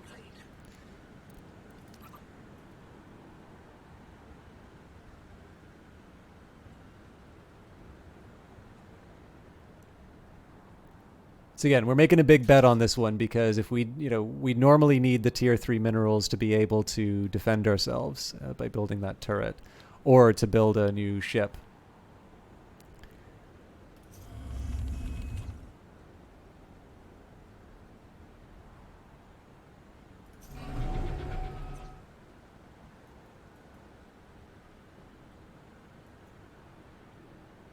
We'll be fine. I'm going to prioritize Command Center 4 first, and then we will build the Conversion Center. Especially because there might be an efficiency. Oh, wait a minute. No, I'm wrong.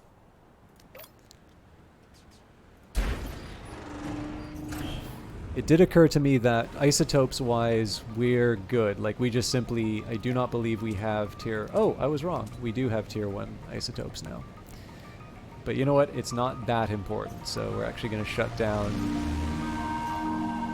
We'll shut down the isotope line for now. I'd love to like turn the rest of these off, but it's a little bit of a pain to... It's a bit of a pain to handle. Like, so this is 3 devices I need to turn off. If I wanted to maximize the amount of power that I would be saving, essentially I'd be turning off, I guess, 6 plus... So it'd be 9 total devices that I need to turn on and off. So, you know, power really isn't the problem I'm running into right now. So I'll let the thing run. And the reason I'm doing that again, we've got 49 tier 3 isotopes. We don't have an obvious source for new ones quite yet. And so being able to,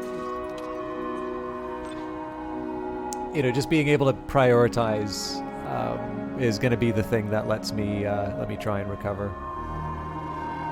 I'd love to send that free employee to go work on the artifact anomaly. The reason I'm not doing that, and actually why I should probably have thought twice about those ruins, I'm trying to limit the number of things that I do that anger the rebels.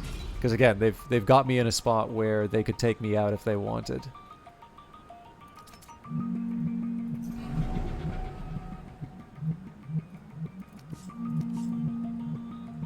So when I can, I think a storage facility for waste would be a good idea. I don't even have a lot of options, but even just one over here will help me immensely, because it's a straight line from the factory to the empty plot.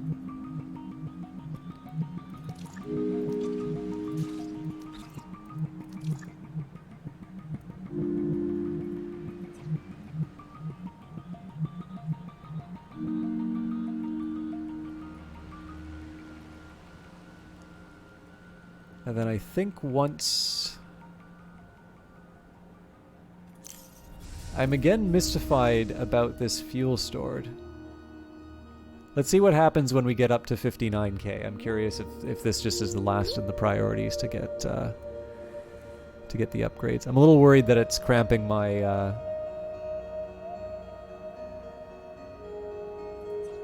my access to more productive uses, but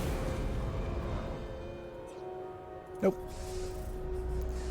Yep. So I think what happens is the transport hub is like the last thing to get updated. Okay. So once the conversion center is ready to go, I'm going to upgrade the smokestack. I'll probably take it all the way up to a tier 3, and we'll get the we'll also get the storage facility going. It's essentially what I'm doing right now. There's a lot of inefficiencies that are in this current city, and so what I want to try and do is just get a little bit more order as far as how the how the stuff is managed. So ideally there's not going to be any waste up here. All of that's going to be just down on this side, waiting for the smokestack. I have a lot of waste stored up, and it does seem to be growing. So to be able to get more processing for the smokestack, being able to upgrade it to a tier 2 and eventually a tier 3, again, high priority. The important thing to remember, though, is that if I don't have workers to actually be able to handle all of this stuff, it doesn't really matter what my intentions are. I'm just simply going to have this shortfall. So the conversion center is the real key to all of this working. Once that's ready to go, again, there's a few different like steps that I want to take, just in terms of making sure that it's done in the right order. But in general, sorry, just making sure I'm not.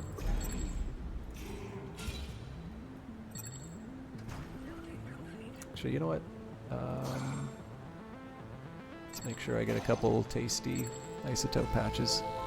We'll be fine for minerals. The isotopes are less obvious. Okay, so again, as many conversions as we can. There is going to be a storage problem waste-wise, but that's a tomorrow me problem. I've got some tech, so we can get a new level 1 ship, the Corvus. You know what? Let's do that, because I am going to be upgrading my fleet before too long. Unlocks building, redistributes harmful pollution as well as ethane. Oh, the industrial fan. Okay, cool. That's definitely one I want to research.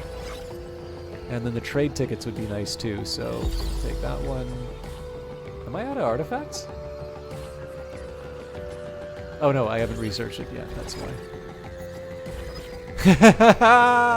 I didn't realize the title, Sheaf of Tickets?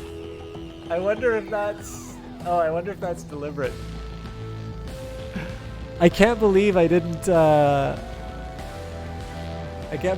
notice that title before.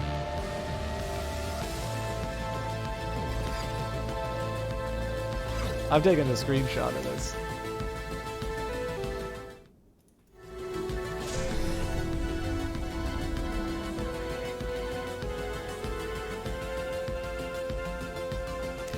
You have no idea how tempting it is for me to just like hit the extract button on all of this stuff. But again, I'm trying to keep that number from going too high.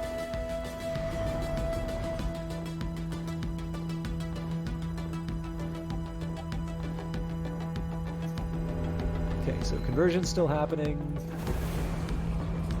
I'm gonna upgrade the smokestack now. Not an ideal time for it, but it never is. So we'll settle that. I'm a little troubled by the fact that I don't have any tier 3 minerals being brought in yet. But that, again, could be a function of the fact that we're all backed up on this side.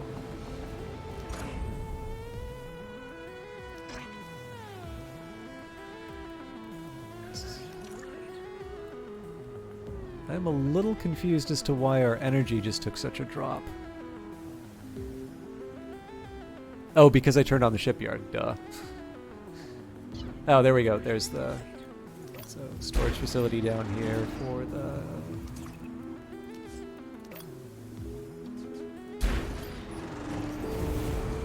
let's go...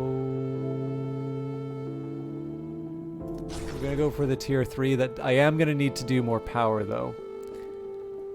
Actually, yeah, you know what? We're not quite ready for tier 3 if that's the power cost. I need more minerals before I consider going too crazy on that. So we'll just fill ourselves up on employees first. Where I can, I'm gonna bring in more employees, and we're gonna kind of continue along these lines for the next little while, just to get the again, just to repair the damage, get ourselves back to a spot where we're producing enough. So this is dedicated to waste. I'm definitely going to be willing to upgrade. And we're going to say no more waste.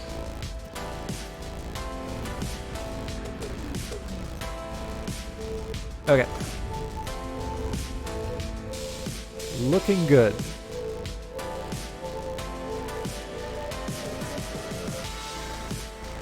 So originally I was going to do a fuel turbine, but it's actually the energy plant that's the bigger priority right now.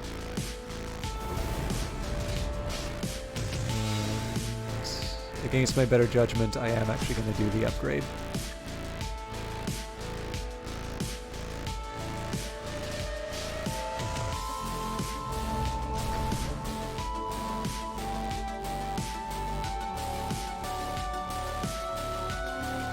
probably had more conversions I could do.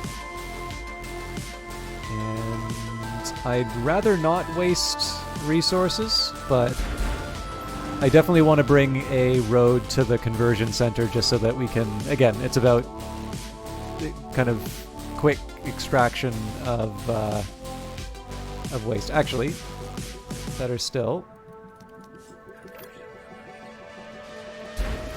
second conversion center. So 22 of 31, and we'll bring in new migrants where we can. Again, normally I like playing at the normal pace, but in this case here, what I'm doing is just trying to push along what would be a kind of a long run on getting all the numbers where they need to be. We will now put 3 people in. So right now I just want to completely decimate the waste. So this thing's got to be running as long as possible with as many people inside of it, even if it means that I wind up losing power.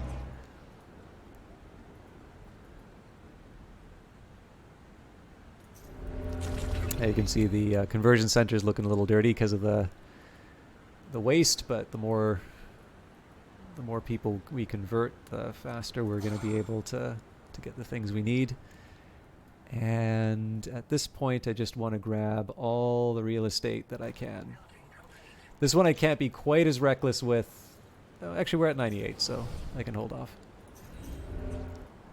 I do want to make sure that I'm being like semi-responsible with the influence, because I am going to need to bring in replacements for the workers that I'm losing to conversion. But that's not the end of the world. We'll have a pretty good handle on that in a little while. Still can't see the floor though. Okay, so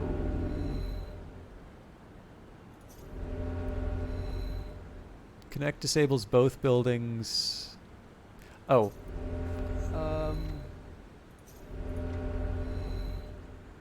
Yeah, I can't do that because of the task in progress.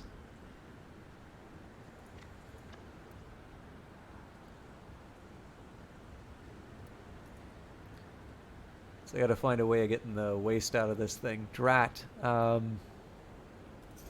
Okay, well, as a temporary measure, let's get the conversions on this thing done.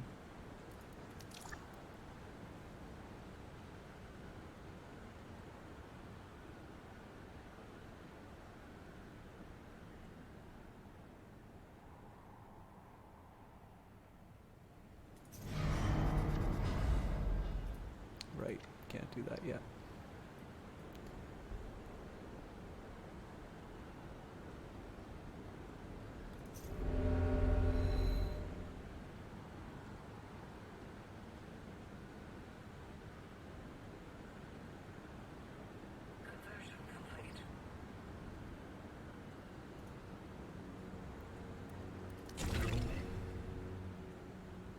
So again, this is mostly about building up my minerals. At some point I do want to turn on the shipyard.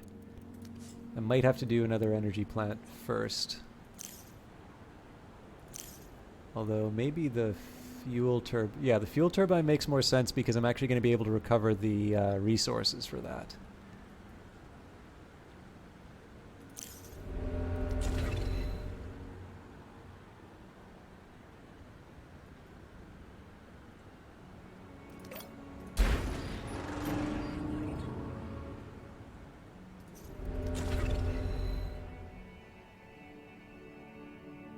In fact, if it really comes down to it, just being able to demolish both of these things probably makes the most sense.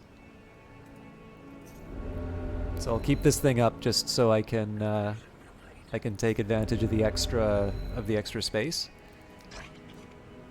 But at this point, I'm quite okay. Oh, can't support more employees. Well, that's interesting.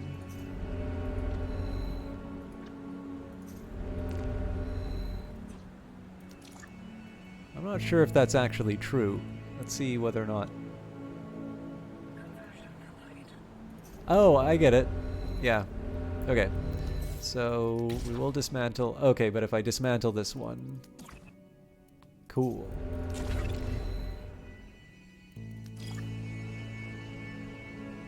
So by canceling it, I was able to...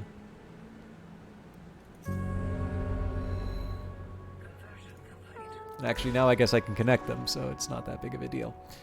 Okay, we're up to 150, so... I guess I need it to be 200. This thing has got 4 tier 3s, so I should get everything back for free.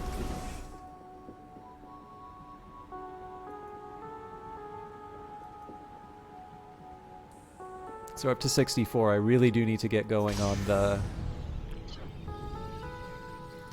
Really do need to get going on rebuilding my navy.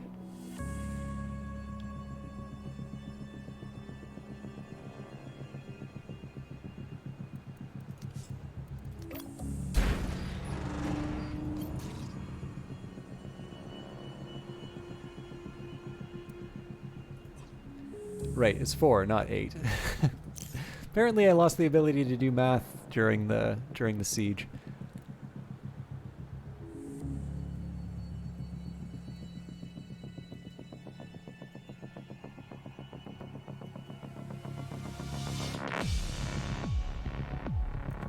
Okay, so we've got everything we need money-wise. So what I'm actually going to do here is donate the credits. And I'm going to request isotopes. Which is a weird request up until we realize that I'm going to have to dedicate workers to mine those isotopes. So this energy plant is so that I can afford to turn on the shipyard. We're going to build a second one when we can afford it. Again, I am building up this infrastructure at a time when maybe I don't. Actually, you know what? Sorry, I made the wrong choice with this one. I'm okay upgrading this fuel turbine. That's not a problem. But I think doubling it up doesn't make any sense. This coverage is enough. I will, however, double up this energy plant. I do want to make sure I have lots of... I do want to make sure I have access to lots of power.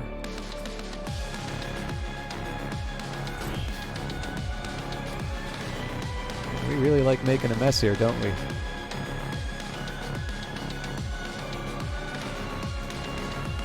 I'm actually going to open up a second line for the minerals.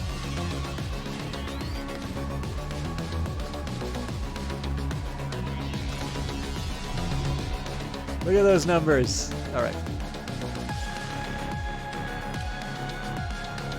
So let's just take a quick look at the numbers we're at. So we've got 18 in temp jobs, 13 in full-time jobs.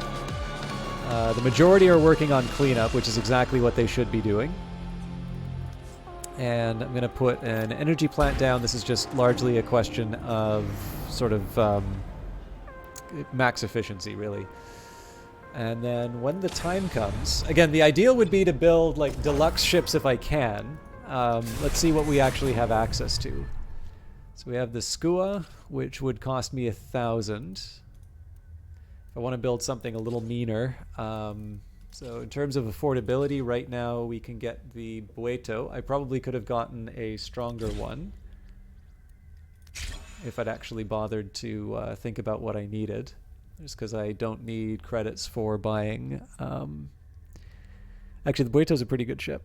I'll need a lot of minerals for it, but what I'm going to do here is I'm going to wait till we can actually afford the ship before I buy anything.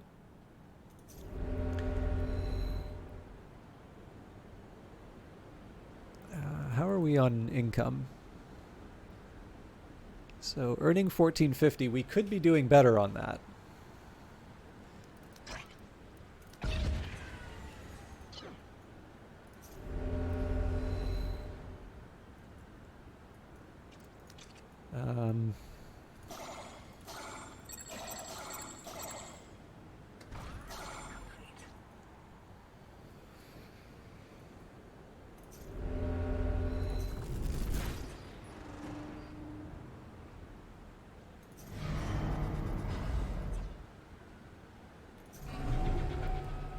So we're at leisure time, so I am going to upgrade the factory so that I can get another batch of workers in place. That was the reason I opened that second line, because we can basically build another work from home floor without too much trouble.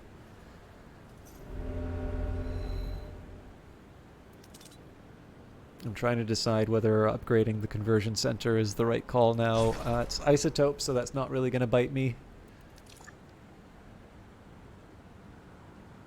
And again, the more workers, the faster I'm going to get most of this stuff done.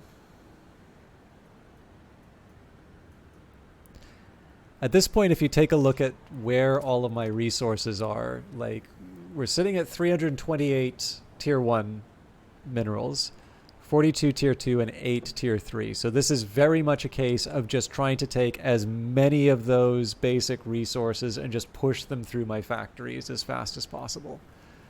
This is largely a function of the number of workers I have.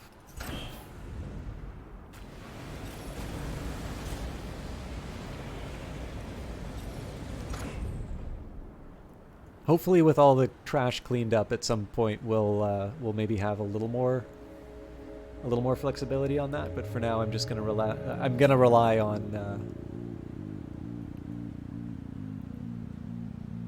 rely on just producing as many workers as I can. We're sitting on a bunch of artifacts. I might as well use them.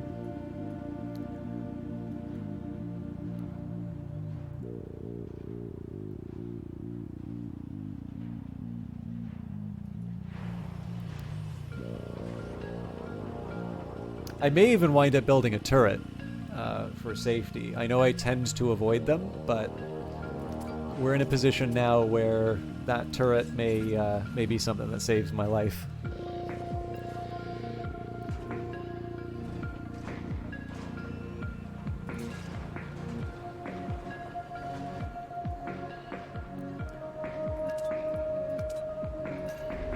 So here's there's two things I'm going to do here. I'm not going to worry about the minerals quite yet in the new factory. We're currently on leisure time still, so that's not a big deal. I am, however, going to notice, so we've got four kind of bays for isotopes right now. So if I can make 4 more workers, so much the better. It's really interesting that the garbage is not getting picked up there.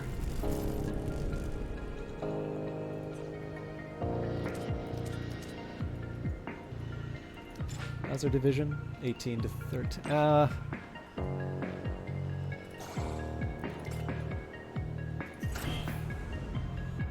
I feel like they should be focusing on cleaning up, but let's go for it. Full production lines on everything.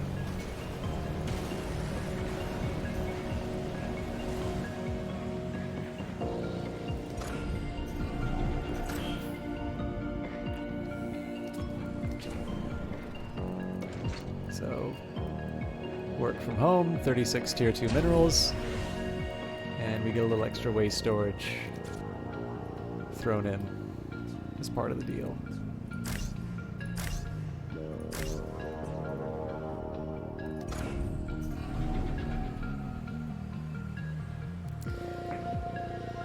Okay.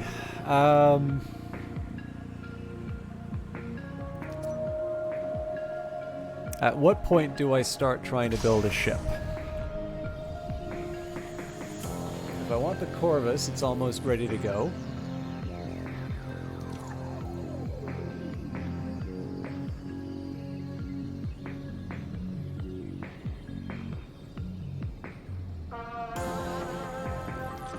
Well, what would the next thing I build? So mine pollution, employee movement speed, fan, HQ range, the Heron.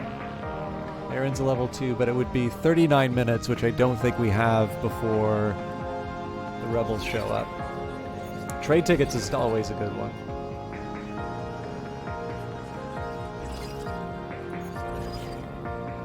Move speed's nothing to sneeze at either, though.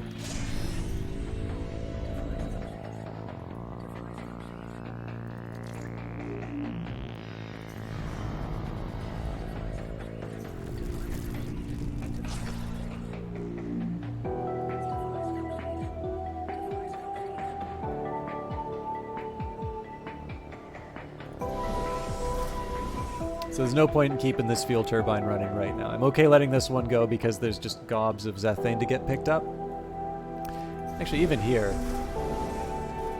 I guess we can afford it.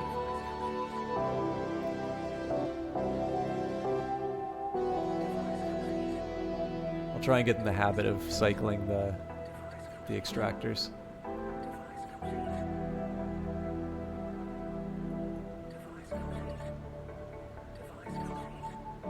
I'm intrigued that nobody's bothering to clean up the conversion center.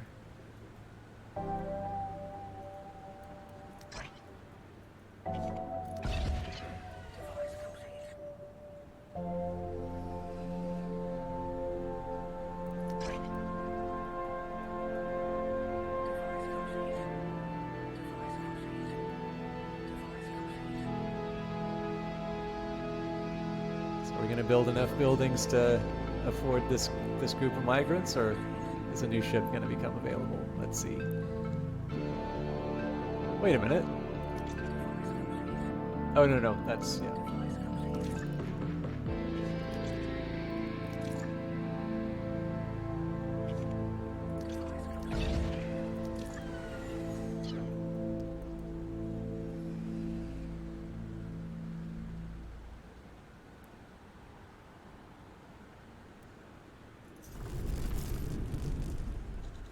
This is one of the reasons I wanted to get those tier 3s up and ready to go, because we've pretty much run out of isotopes. Although that mine seems like a really good idea to build now.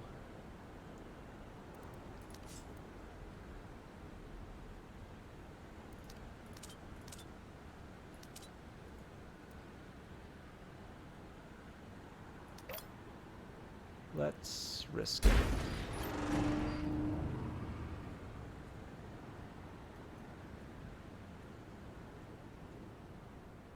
So we're on to resource acquisition here. In this case, this is going to raise the value of my business overall. I want to be conscious of that, and basically this is the time for me to start thinking about building ships.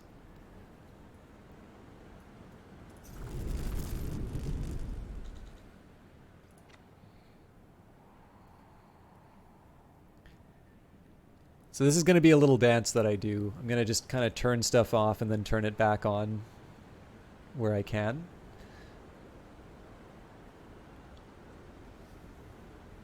I'm just trying to think if there's a benefit to me. Yes, it lowers the period of time where we're draining fuel, so it does make sense to turn off this this plant. Okay, so let's sit down and think about the kinds of ships that we can buy from Shipyard 1. I want at least one big one.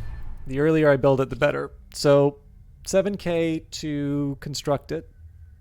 We earn 3,000. So this is well within... By the end of the day, we'll have the money for this thing.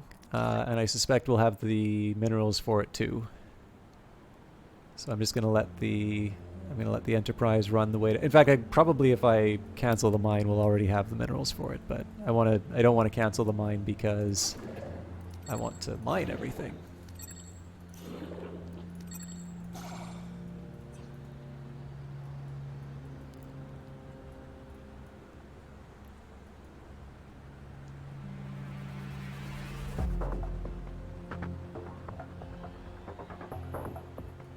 Look at that beautiful waste number go down.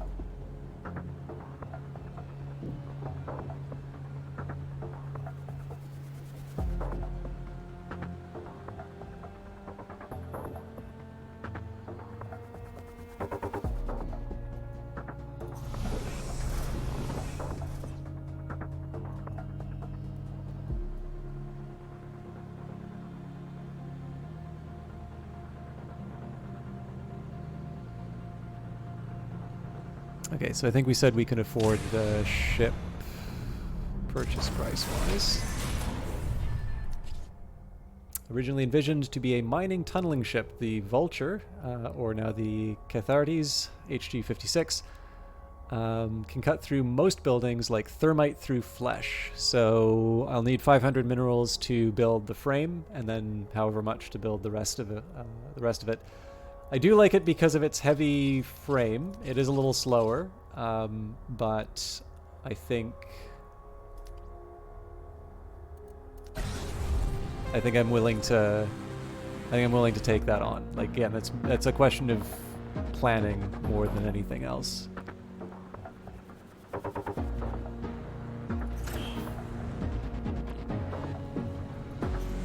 Oh, interesting. I turned off this generator, huh?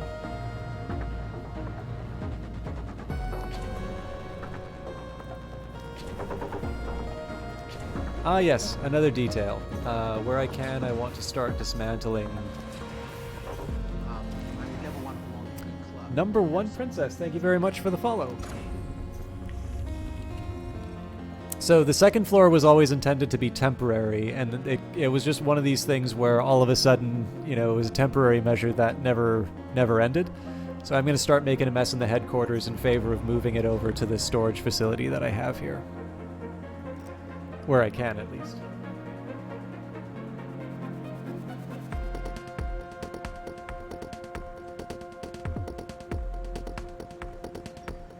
I'm still a little worried about the fact that we don't seem to be generating any minerals.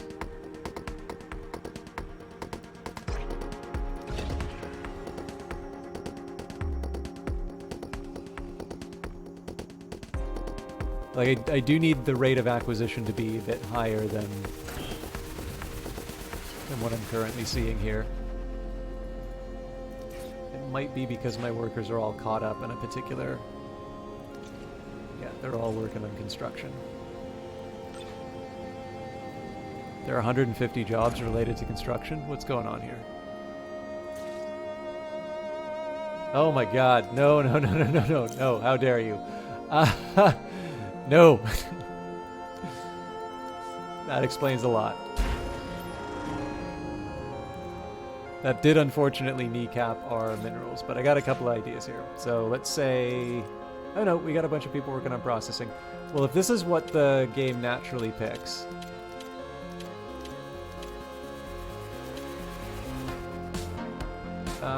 just tell you what.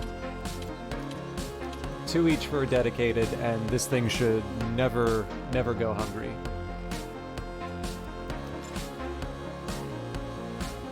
Actually, you know what? 1 dedicated.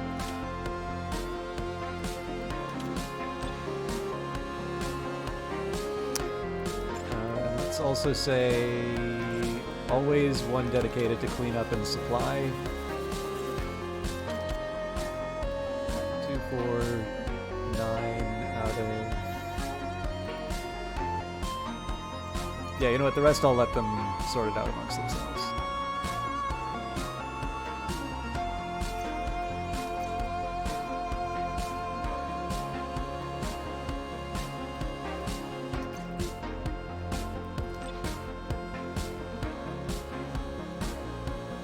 But we are behind now with the loss of the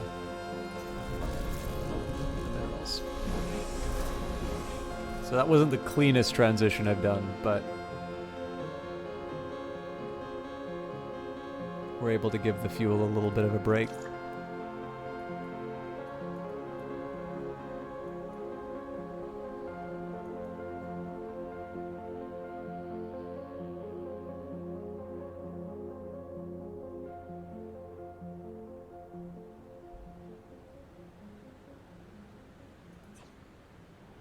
I'm slightly tempted to add a second floor to this factory and have a dedicated mineral, like a tier 3 mineral line.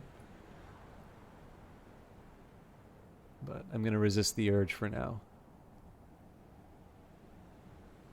Okay, so energy plant goes off because we're at the limit of our battery. Notice that that kind of supercharges the fuel building.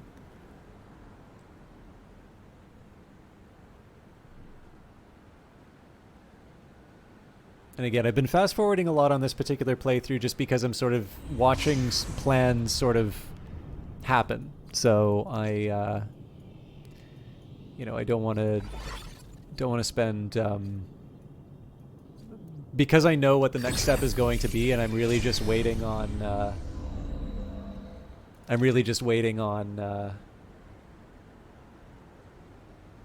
a payoff, basically. I'm waiting for a couple of things to happen. I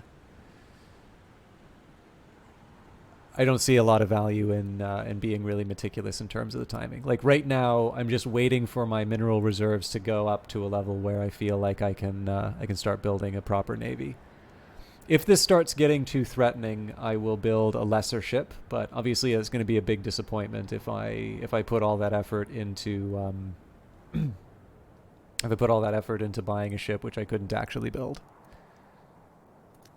Okay. I'm assuming the processing... Yeah, so it's weird that the processing is so idle and yet we're not killing it on the tier 3s. I mean, it's going at a decent clip. But why aren't they... Okay, actually, this is the question. Why aren't they feeding the... Okay, you know what?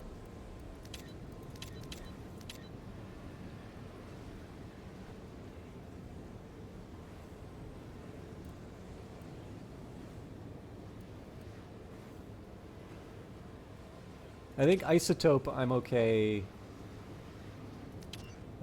holding back on the numbers on, but minerals I think we should be going a little more aggressive in terms of dedicated workers.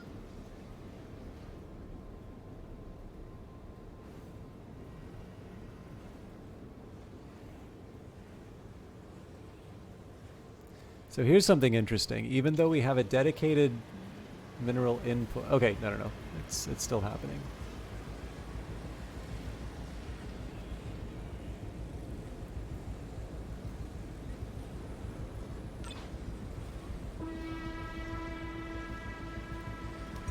Again, this is one of these cases where I'm willing to take a little bit of inefficiency as far as the workforce in order to ensure like a nice steady stream of the resources that I need.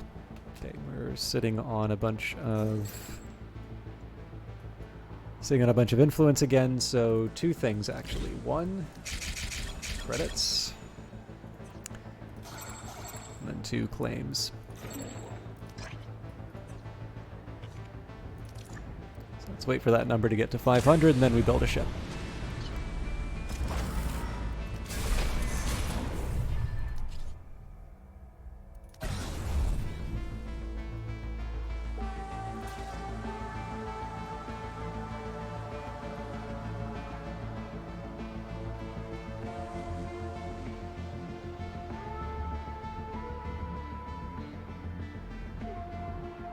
So big stack of credits makes a lot of sense to hang on to for two reasons right now. Number one, it will help me with repairs, and then if we defeat the rebels without too much of a fight, then what I'm going to do is I'm going to convert those into ship frames. Basically, just give myself some options down the road. But I have prioritized the ship just because I think the minerals going into the ship should hopefully make the threat level go down, but we are going to see the threat level go up with my with the influence coming from the monument, as well as just the natural sort of progression of resources. Also, it's a little embarrassing, but yes, we are actually dedicating a bunch of workers to moving stuff away from the mine, and it is embarrassing.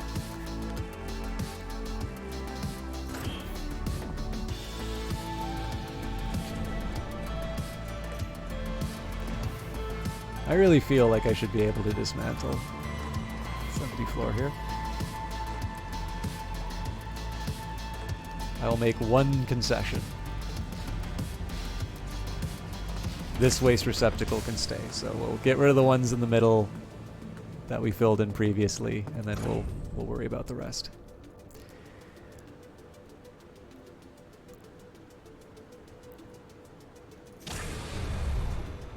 Okay, that wasn't that big of a dent, but...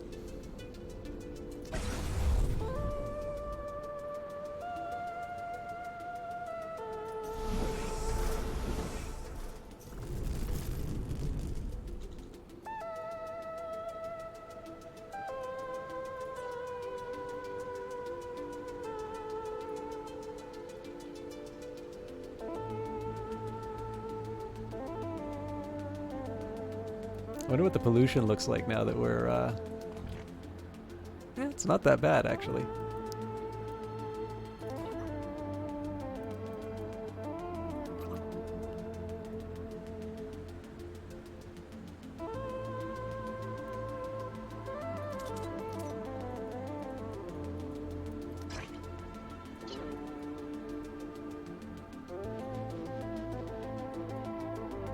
$93. Okay, I'm building a safety turret just in case.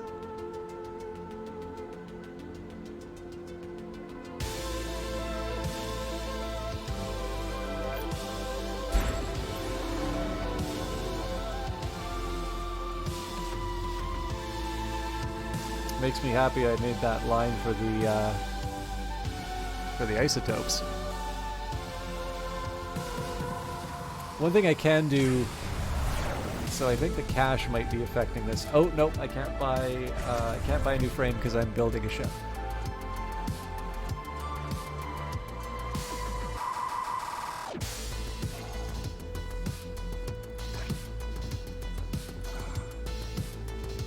So let's just claim some more goodies before I have other priorities.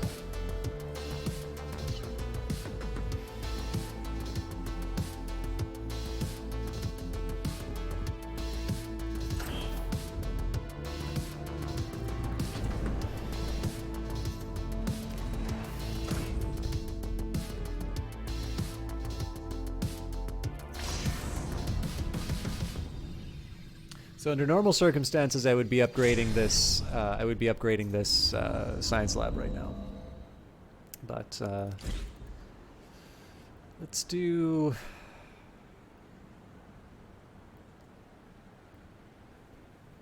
Trying to think of the best way to handle these tickets.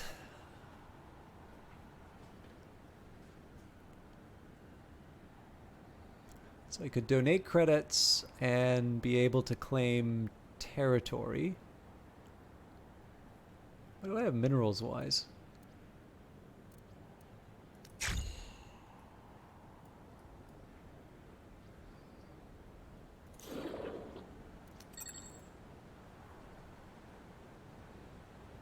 I better hope I don't have a ship full of migrants that I want, but we should be fine. Okay.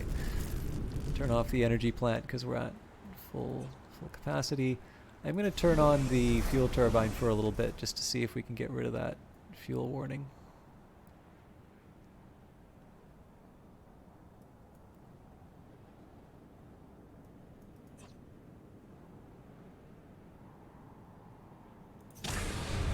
Again, everything we can do to delay the situation, because I don't know why this is taking so long, but my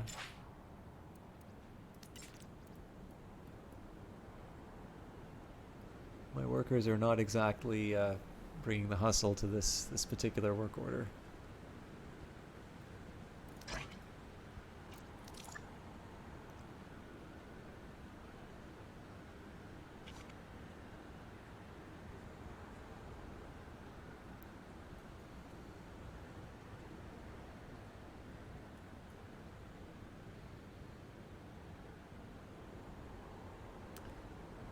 Nice to see such titanic levels of industry. How you doing, Delves?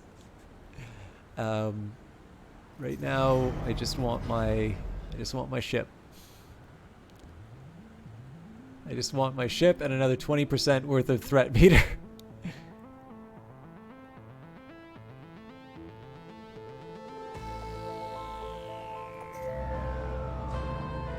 Wow, we're already full up on waste. I'm assuming we'll just slowly work this thing down, though. Like, it can't be like that forever.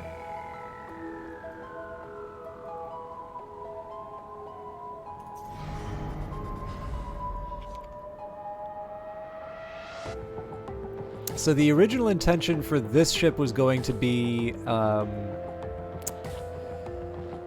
like, city destruction.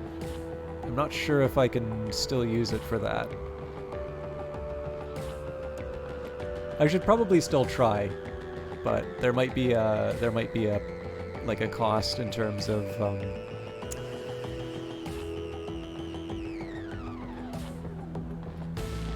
I'm trying to think what device I built. Oh, right, that was the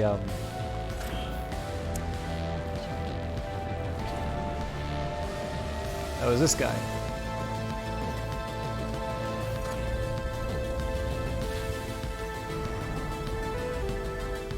Okay, so we're still hovering around 90%, and the big ship is done. We have a few tier 3 minerals to work with, nothing to get crazy about. But we are going to sort of pencil in... Actually, if you will give me a second, I'm going to get my notebook, and I'm going to draft this out. Because I don't think I've used this... I don't think I've used this plan before. This is a really interesting side effect of the tech tree, where like I'm using ships that I wouldn't normally use because I don't have access to the ones that I, you know, are kind of my defaults. So just give me a quick second. I'm gonna grab something to take notes on, and we'll draft out a ship design. It's not gonna be something I like put too much effort into, but I wanna try and not screw it up.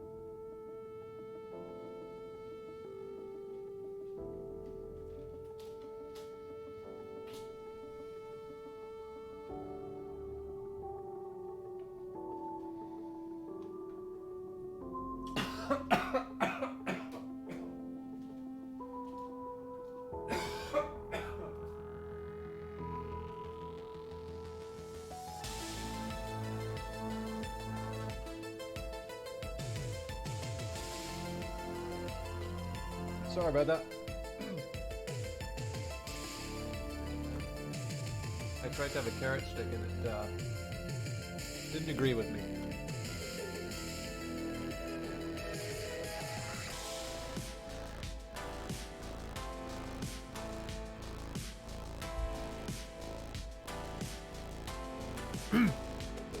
Okay, so let's say that this is going to be a city destroyer. So that would mean 4 large lasers.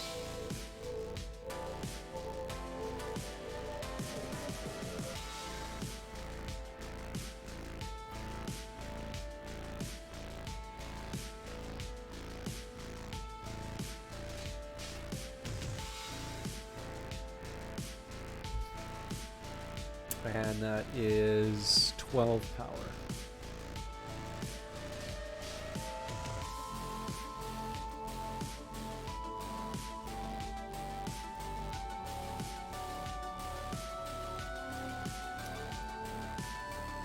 So I need a minimum of 4 crew, so that would mean at least 2 life support. Yeah, okay, so I guess the question really becomes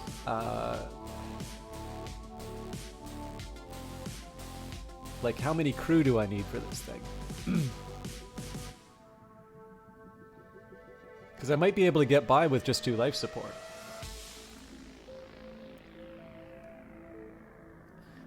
So let's say 2 life support. So that's 2 tier 2 min. That's 2 energy. I definitely want to have at least 1 medical pod, so...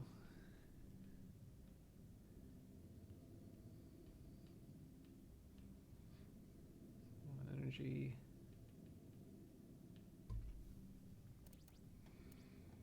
as far as energy consumption is concerned, that's really it. So I'm looking at a total of 14 energy. Sorry, what am I saying? 14. 15 energy.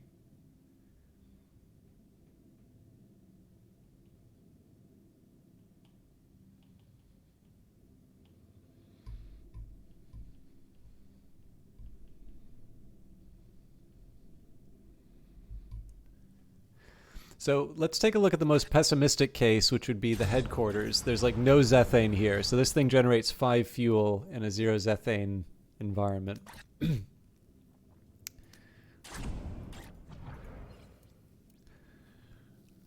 And it needs 3. Okay, so... Okay, ideally I would have 2 large generators. As a second best, 1 of each.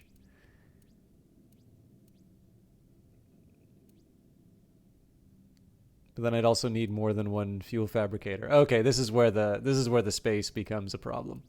So, okay, I've got the broad strokes. So let's start by placing the lasers.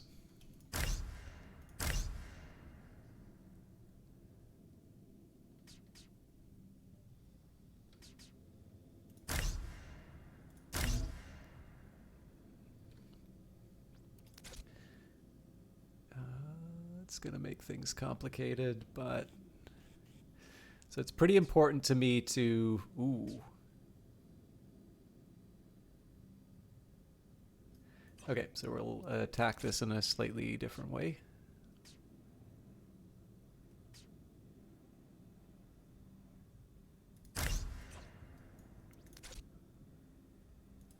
So basically I just want relays that are able to withstand a bit of punishment.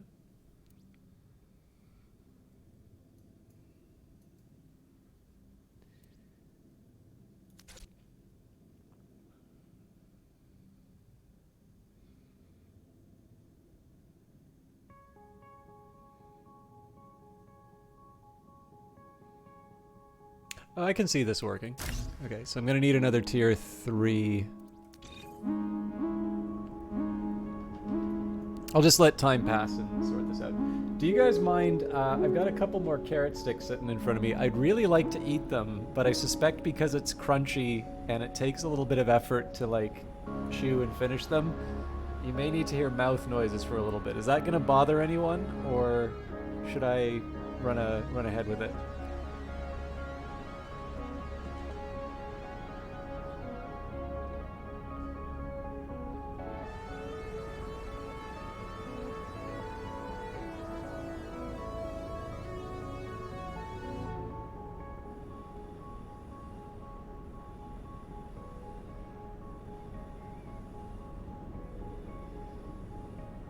Okay, thanks guys. I'll try not to like eat it directly into the mic, so.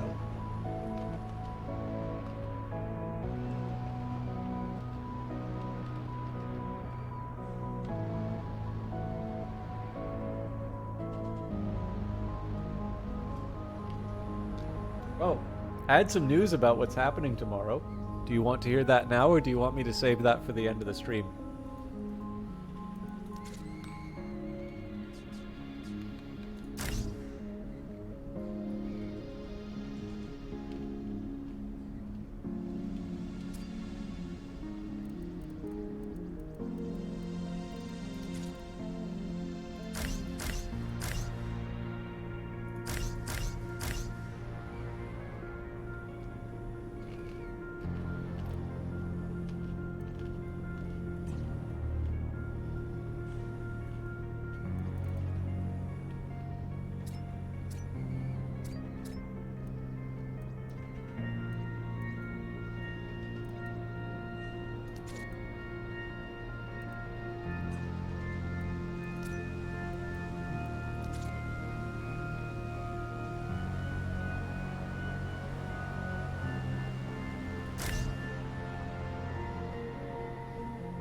You once had a boss eat an entire bag of Cheetos into the mic while you gave a presentation, and you spared nothing in crinkling the bag.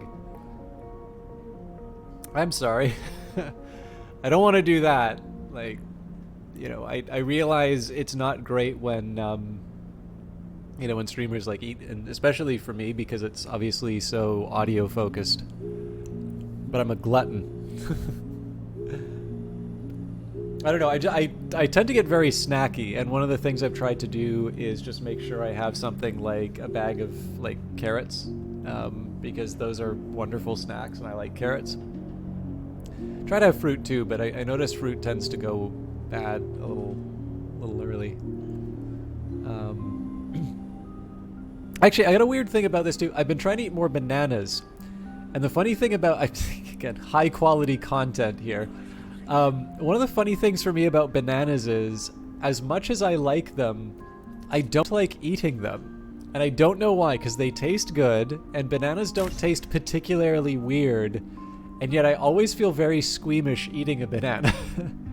And I genuinely cannot tell you why. It's just me being a weirdo, I guess. But yeah, so carrots are like ideal for me because they're very easy to eat. They like make no mess. There's maybe a bag for me to throw away after a few days. And I don't know, presumably they're good for me. I hear vegetables are good for that. I'm not unpacking like a package of hot dogs and eating those cold. This is what being an adult is about, right? Okay, so what's the plan for this ship here? I've got 4 large weapons. These things are going to be ridiculously slow to fire, but like manageable. I've got the pods for the crew members, but I do not yet have things like the med bay or they're not. It's not a survivable ship yet. I also need the life support, and it needs to be hooked up to energy and whatnot. And then finally, I also need to provide fuel, and it has to be enough to kind of keep the. It actually has to be enough to keep the generators going. So, and then a med bay goes somewhere. A med bay will probably like go right here.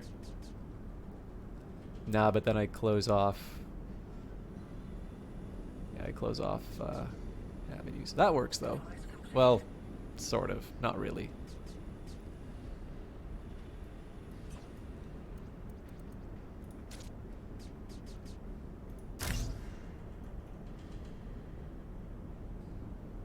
Trying to find the tier 2 stuff that I can build relatively easily. I mean, again, I can spend tier 2 stuff building fuel fabricators.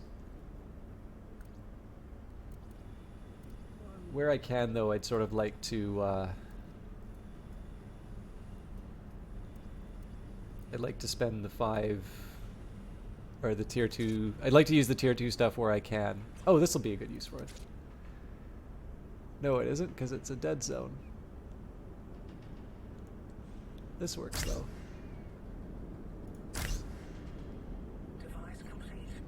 And technically I could afford to like put a column of batteries in here.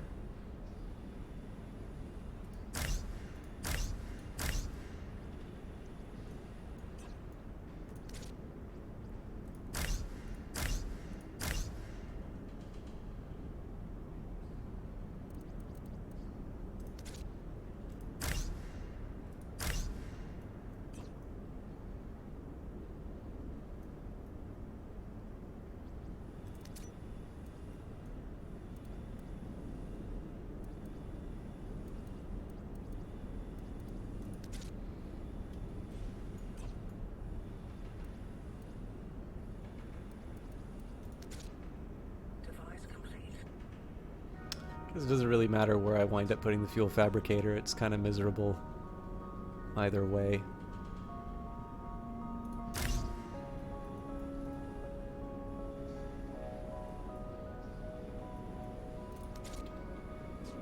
This might consume too much zethane, but I can live with that.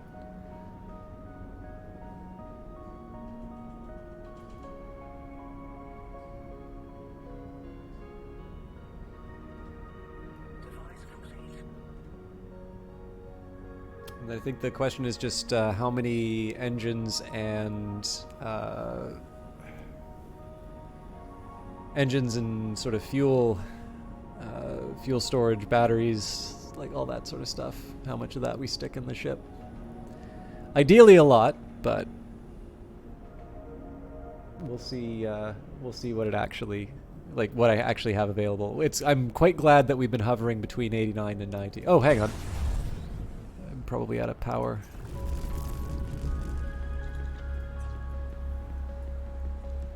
And I don't know if this, like, turning off the fuel turbine thing's been working for me, because it seems to be killing my trucks. So maybe I'll just let that thing run.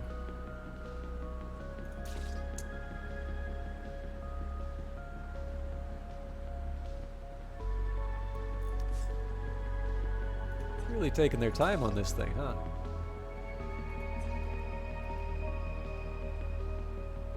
I mean, it makes sense. I've been pillaging all of the minerals for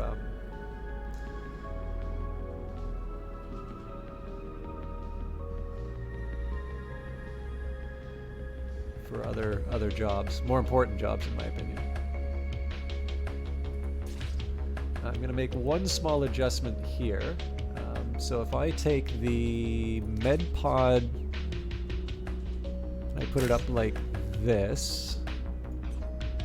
Okay, I'll be a little annoyed by what I'm doing, but I'm still gonna do it. So we'll stick fuel in here, and then we can put an engine. So one engine here, one engine here.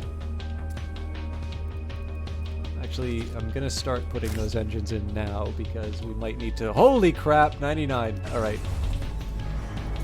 The council took our homes. They took our families. We'll take the same from you. Go away! We're not even remotely close to having a ship done.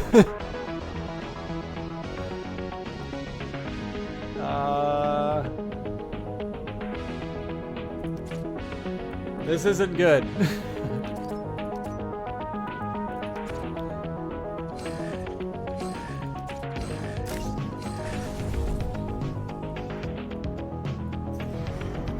Oh, come on!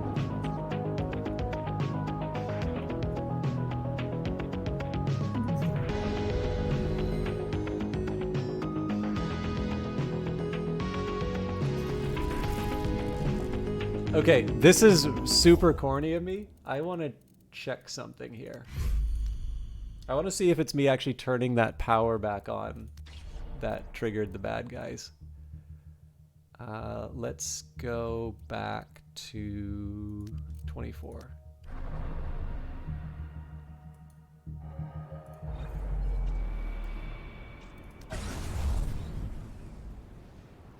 Okay, so it's at 89. Let's turn this off.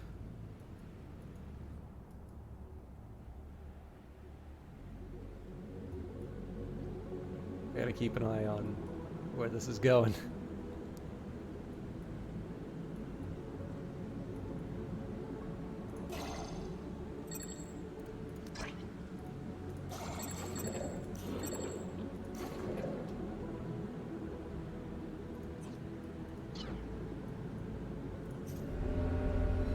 I'm tempted to demolish this conversion center because nothing's really coming out of it.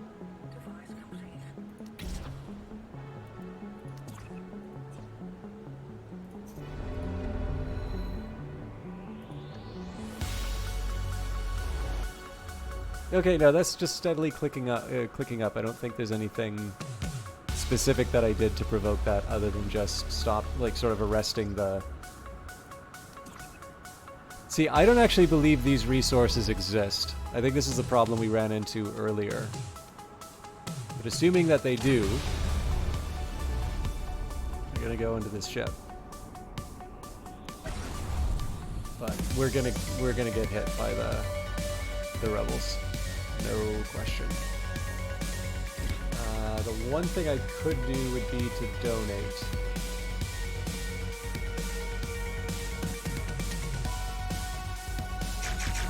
I don't have the nerve to donate artifacts, sadly. Could do it for council storage, though.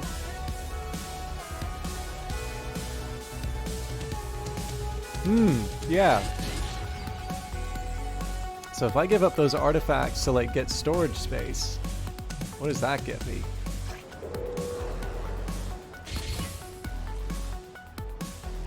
Anything else I can blow artifacts on? No, that's not helping. Okay.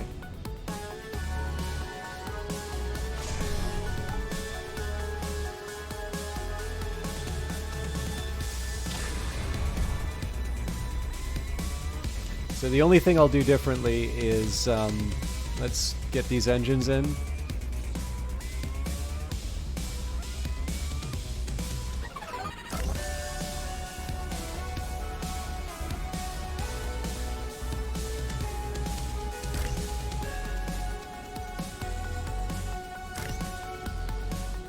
Thing is, I think these are the ghost minerals that we had at the start of the game. I don't actually think that this is something that I can count on.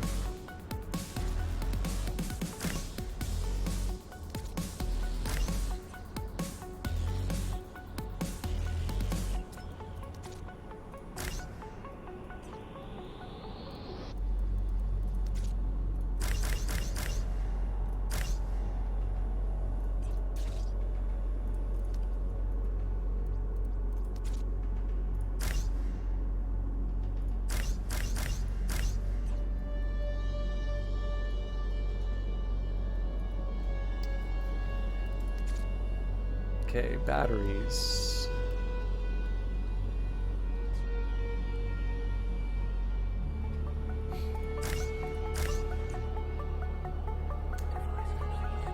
Well, I don't think that's true though, because we were bouncing between 91 and 89% the entire time we were building this ship.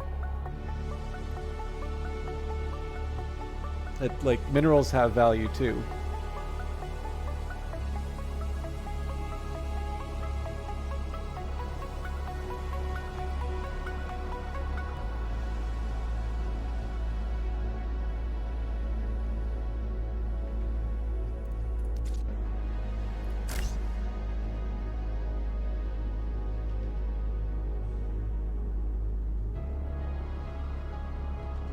I do need to recognize every new part that I add. I actually need to have a worker come in and... Founder, shall we test your might against mine? No, Soren, please. Take him down, Founder. He's no match for us. Is there any chance that we could push forward the patch that's going to include the mercenary, or the council ships?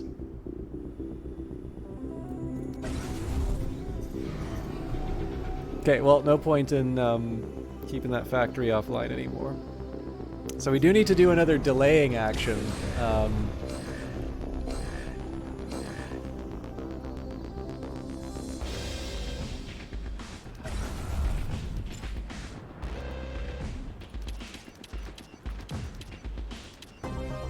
Okay, actually, let's keep people on the mineral jobs.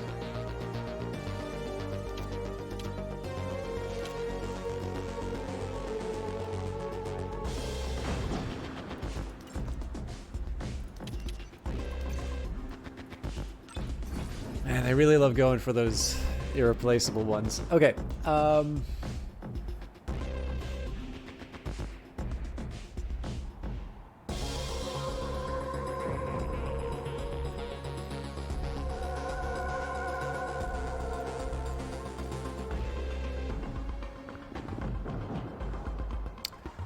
well, out of everything, I mean, this is radar, right? So I can live with its loss. The problem is that I just don't think we have the workers to get this thing up in the air fast enough.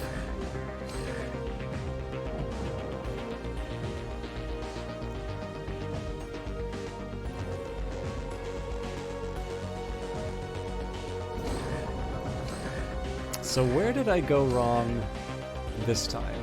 I definitely delayed building the ship.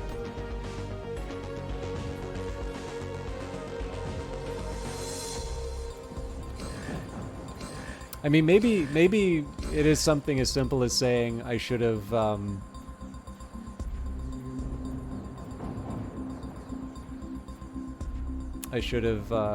built a smaller ship as a first one and then build the city destroyer.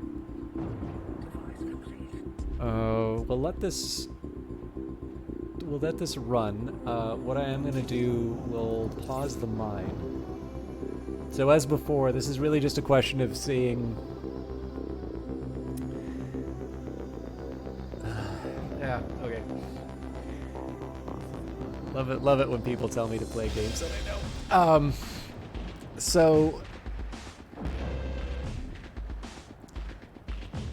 unlike the previous one,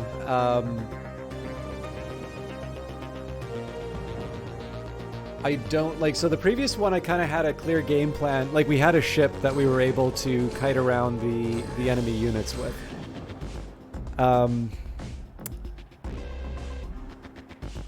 The problem is there's really no good so the buildings that it's okay for them to destroy are the ones they're not going to be focusing on. So like here I'd actually be okay with them taking this out, but they're not focusing on it. Losing the smokestack even is something that's pretty hard to handle because we're still sitting on so much waste and I need to get rid of it somehow. So we'll see where they go. Oh, you know what? It's the fact that that turret didn't get built. I hate giving that excuse because then it's like not something that I did. But yeah, again, we'll let this thing run through. If we can get it up in the sky, then we can pull it away from the things we value. 2 engines is probably not going to be enough.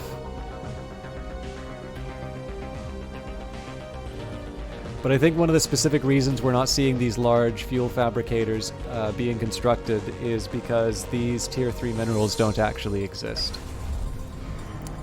We can probably verify that. I do want to bury the smokestack when I can.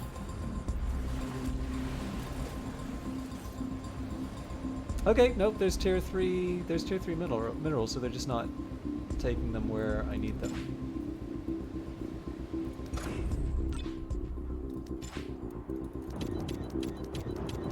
At this point, I'm willing to put 10. I'm going to try and let them get by with one more volley, but that might actually kill the thing.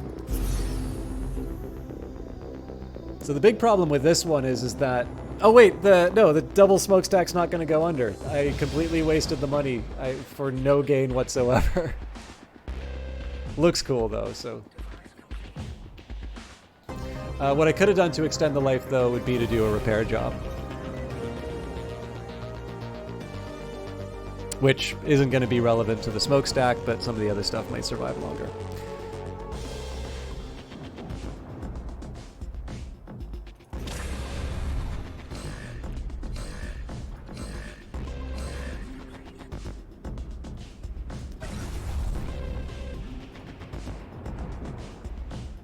But yeah, this is the one where I think we lose.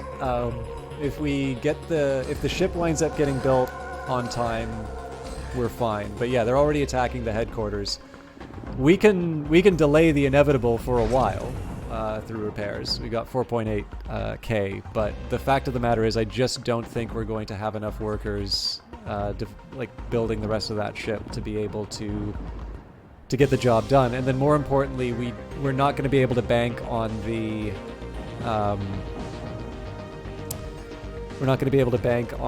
turret being built to defend us. So, what I am going to do, we'll put this on fast forward.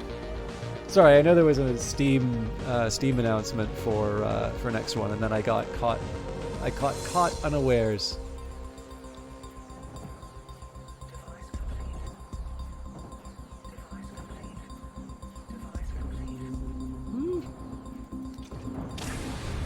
It's making the right sounds. Okay. Maybe I shouldn't be so pessimistic. This thing's definitely going to take a long time to accomplish its goal. And I'm going to do something a little reckless, but it will have a long-term benefit. So I'm going to stick some more engines on this thing.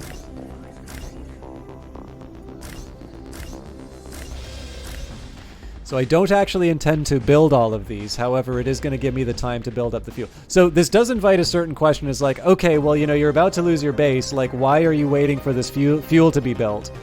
And it's because we have no guarantee. Like, think of the areas that we're fighting.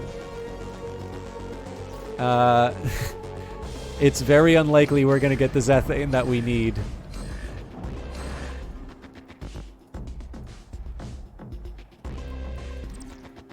So again, the question becomes, how long can we keep them from from taking out the homeland.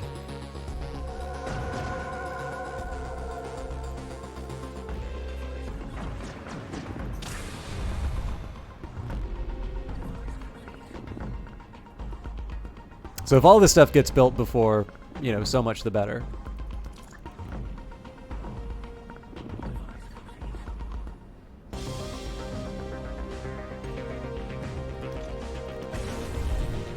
We kind of already know we're going to experience some losses, so I'm okay. I'm okay, you know, letting them whittle this away for a while. Although this is a pretty important building, so let's get some people repairing that. Okay, so how stubborn am I on the fuel thing? Not stubborn enough. Oh, where are they taking it? Device complete.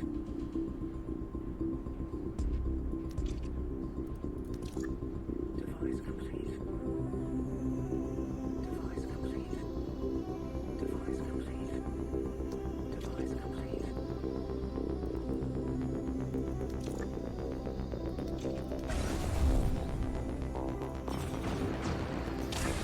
Okay, I think it's go time, so we'll cancel that.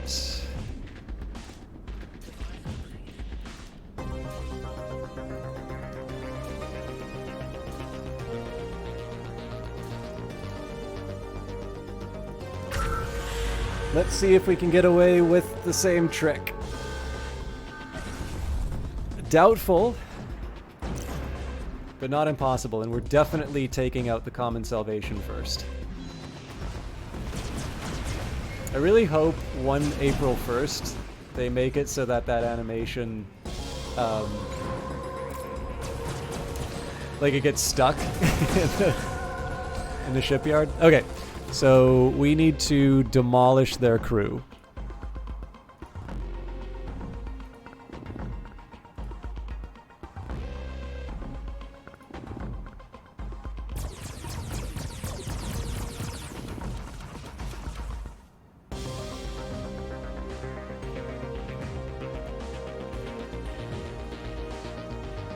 It's pretty indiscriminate here, but I mean, we've got room.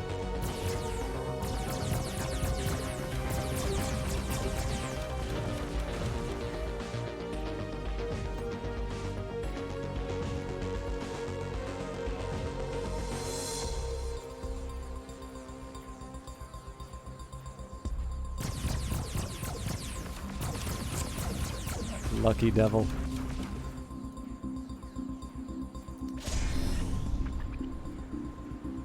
Okay, HQ's still got some life in it.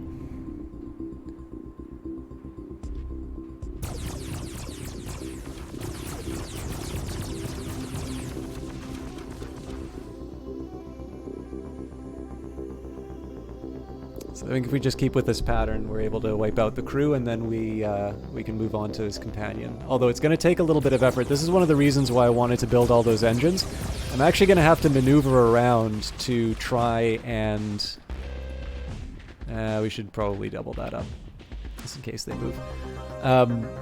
Yeah, so the challenge I'm going to run into here is I actually need to maneuver around to get out of this guy's... like, kind of get out of this guy's sights. And then I need to come back...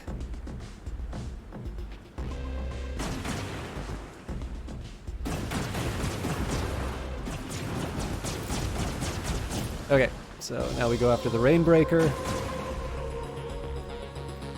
And I'll confess, I did not think that we would actually be getting through this, but it looks like we're gonna win.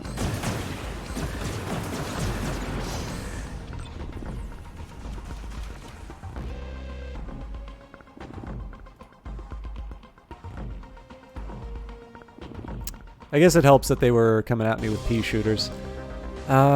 Where's their life support? Yeah, okay. So I want 2 dedicated to pounding the life support. I really like that screen shake.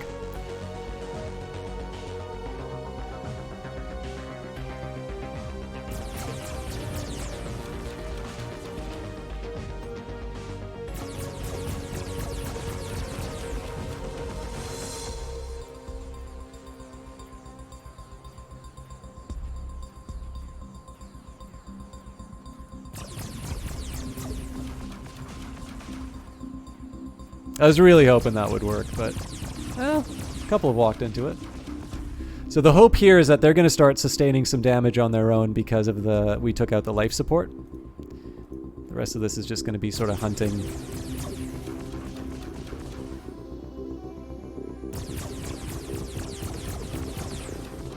But I mean, obviously at this point, the threat to the HQ has been eliminated.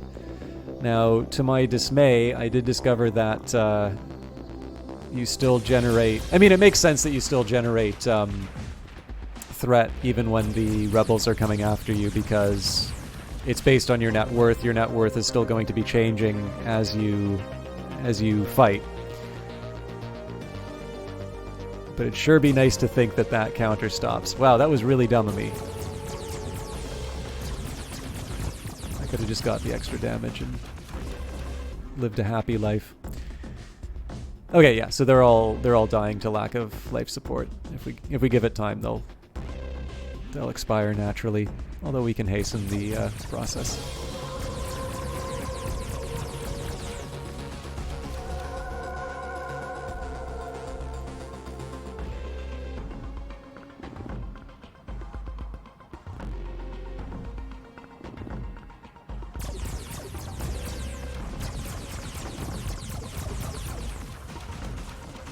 Okay, so I mean, at this point, we'll just let it do its thing.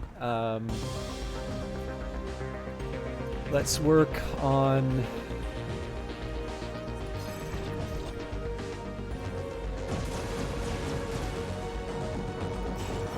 Okay, first thing I want to work on are repairs. Let's just straight up salvage.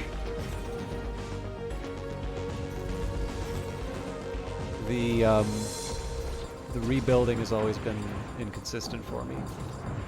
I guess we can resume this job.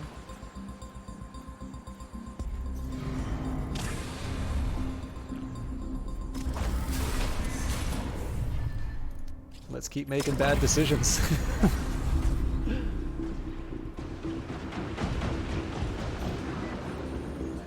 Nobody can say I got started too late on this one.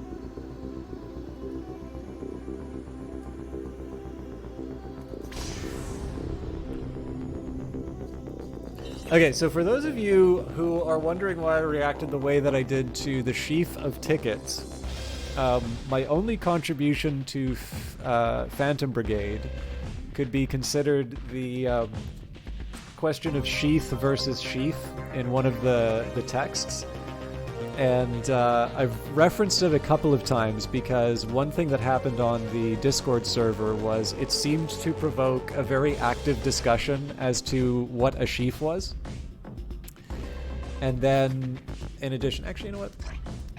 Even though it brings a lot of waste, isotopes are not easy to come by here. Well, that's not true. There's isotopes all over the ground, but I don't want to dedicate workers to pick them up right now.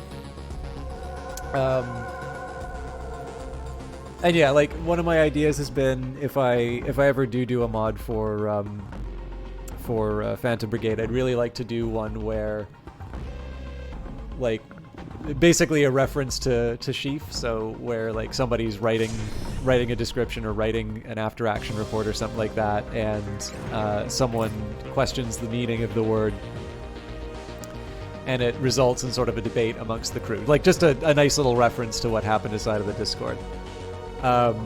So I am wondering if sheaf of tickets is a specific, like if just it's a result of sort of sheaf being on the brain now from the other game.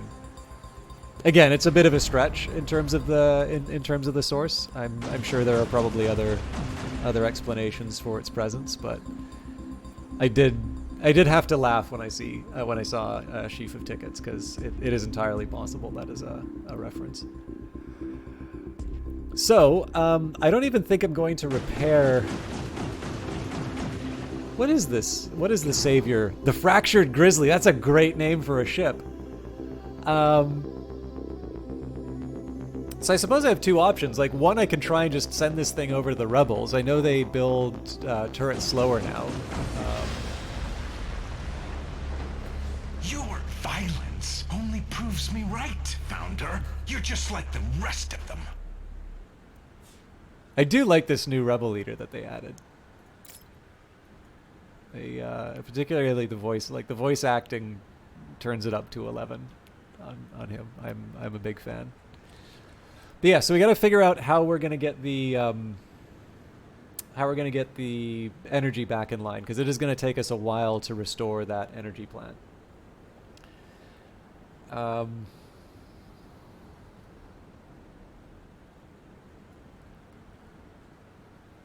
I don't actually need this command. No, I do need this command center now, because then I'm not gonna. Okay, let's actually clear the rubble. Priority number 1. This one's higher priority than the others.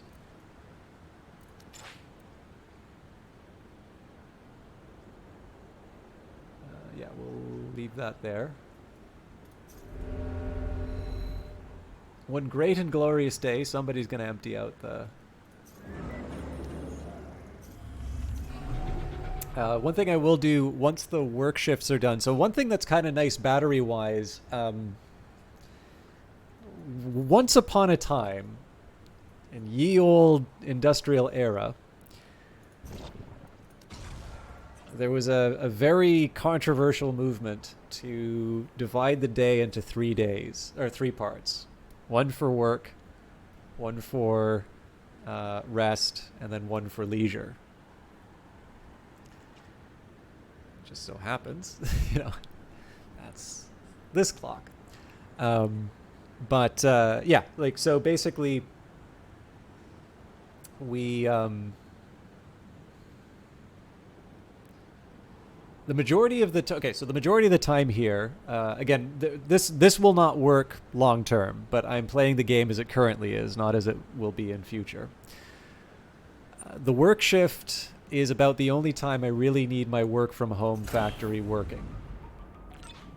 Right? There is no penalty whatsoever right now for not having habitat pods during the sleep and leisure times. I believe the plans are that there are going to be leisure activities that people can do, during it, and they'll be unhappy if they don't have amenities. But right now, just habitat pods are sort of a cap on what I can bring in. Speaking of caps, I'm drowning in influence again. Although some credits wouldn't hurt here either. Got my sheaf of tickets, right? So we can go for a better HQ range, a better level 2 ship. We can get the industrial fan, which we don't really need right now. Actually, you know what? My employees could learn some hustle.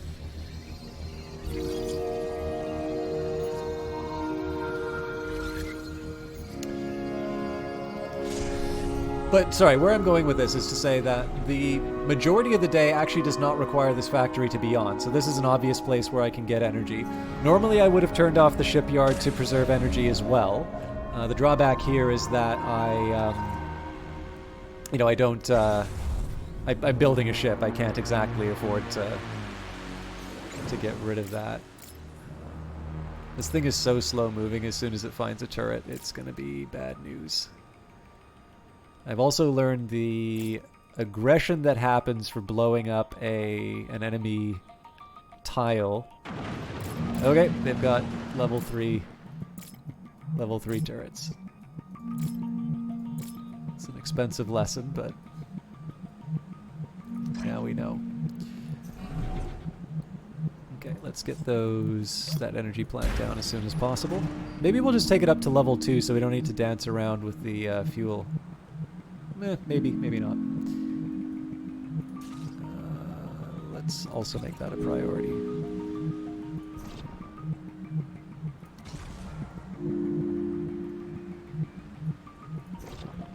So sad to see so many ruins destroyed. But I only have myself to blame on all of this. Like, it's...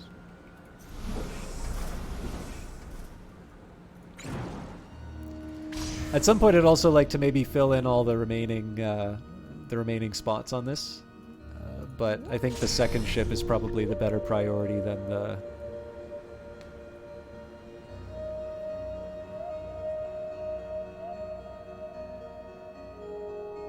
Oh, and I can build my smokestack. That's even more important.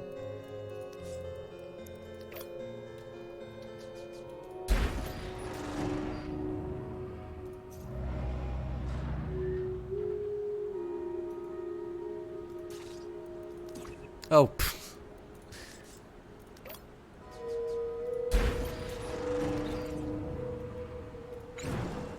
So let's stick this thing over these crevices. So this is just so it, you know, it'll fill up its fuel tanks somewhere it doesn't need to be. I'm curious how I did on the numbers for this thing. So generating a surplus of 4.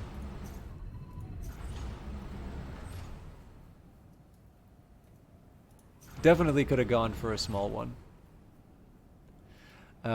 But yeah, I'll fill in the rest. Battery here, large fuel here, probably some extra engines because it'd be nice for this thing. If it's going to be a city destroyer, it'd be nice if it can close that gap with the turret quite quickly. The thing is, I'm going to need a second shipyard before I actually move hard on the enemy city. Just because if you don't have a way of handling the defenders, like the ships that come to intercept you, you can't direct your... unless they changed that recently. I didn't see any notes in the patches. But you can't redirect your fire back towards the city. So you can't kind of do a suicide run and... you know, like ignore the enemy ship. So even though it's something that would win you the game, I believe as soon as your ship is attacked by an enemy ship, they will stop shooting at their. They'll stop shooting at the building, and they will instead shoot at the immediate threat. Which, you know, Kevin, when he stopped by, was like somewhat apologetic about it, but. I don't know, like it's a rule that applies to the rebels. Like, I'm not entirely sure why I should get special treatment. It seems to me that if the rebels are affected by it, you know, I should be as well. Why did my energy jump up? Sorry, I need a second. Oh no, because it's the fractured grizzly, that's what. Holy crap.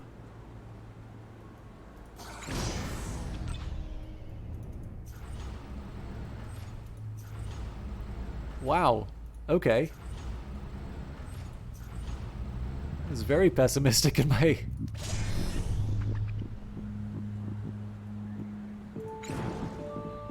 Probably don't want this thing hogging all the Zethane then. Let's send them off to somewhere I'm not going to care about. I didn't get any command centers built over this run. That's fine, I don't really need them right now.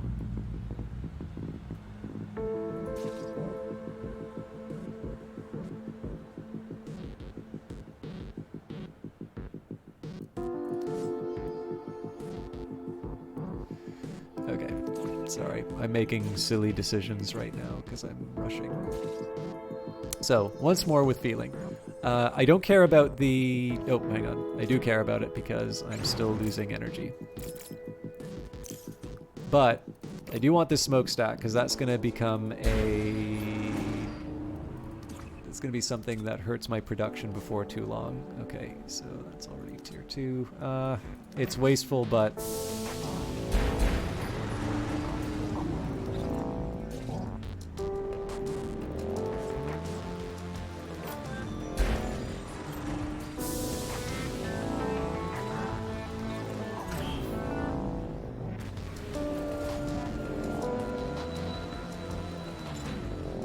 Go back to 2 on the minerals, 1 on the isotopes.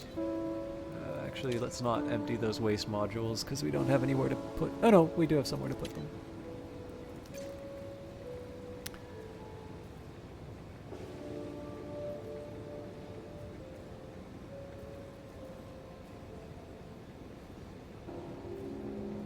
I'm not sure how I feel about move resources yet, so I think I'm going to have to keep these priorities as they are.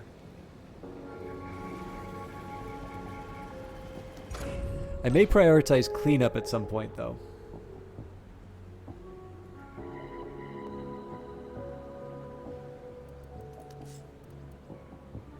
Okay.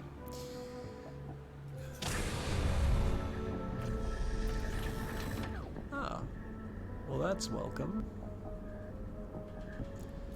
I'm not actually going to build this thing yet, though.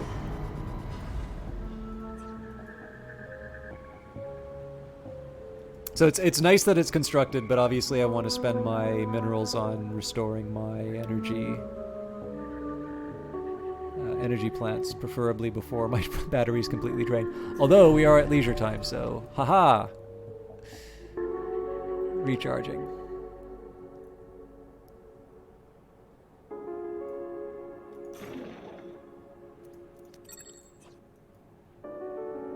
And if worse comes to worse, we can always turn down the Monument Center. And if you're wondering why I'm trading so many Tier 1 minerals, it's because we actually tried to build this thing out of Tier 1 minerals. Because I'm still careless with my... I try to be precise and minimize the total number of individual units that are used. Every once in a while, though, it's particularly when you cross over, it resets it to 1, and so I sometimes sort of trip over that and wind up building things out of the resources that I don't intend to. But I mean, we're not losing a whole lot by having this mine up right now. It's a nice to have, like being able to get some of the raw materials. Clearly, I felt no need to actually support real mines because we've just had so much stuff sitting on the ground. But we do actually eventually need to get on with it and destroy the rebels, or at least make an effort at it. So once this, once I'm back in terms of main production, second big ship, we'll probably build a second shipyard, and depending on what the rebel threat level is, we'll either go and take out the nearest available base, or we'll sort of take them on our shield and then counterattack. I'm very tempted to upgrade the science lab, but that is probably going to have a energy cost. A pretty significant one, actually, another 8. So I don't mind giving up the employees. I would probably prefer to spend the... Actually, yeah, let's upgrade the conversion center. No, if we upgrade the conversion center, that also has a high power cost, so...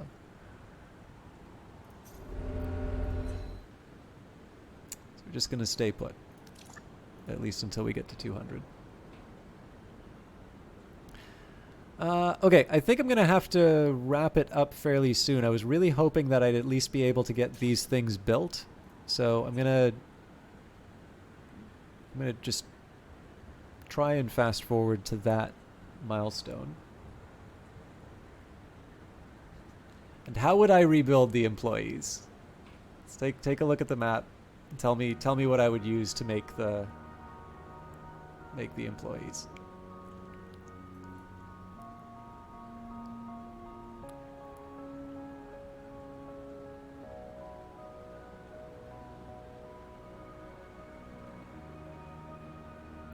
The key for this is that I actually had a surplus of employees before.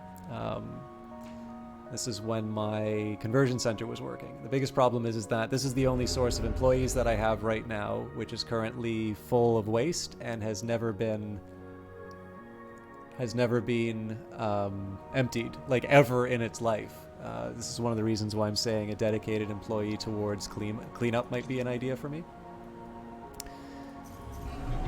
So basically, the reason why I'm putting so much emphasis on the smokestack, I mean, obviously energy is really important as well, but one of the reasons why I'm putting the emphasis on the smokestack that I am is that without the ability to remove the waste that I'm generating, I'm not going to be able to refill my workforce.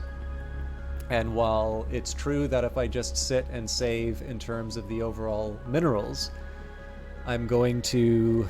Please tell me there's 2 on a ship. No, there is not. Okay, what else can I dump my influence into? Sorry, just give me a second here. Credits. If I do that, that's what we did previously, and we ran up against the rebel threat too quickly. So the priorities we have right now are about getting us back to a place where we can sort of deal with the jam, because if we don't deal with this waste now, then we're going to find ourselves in a situation where we want minerals without being able to get them.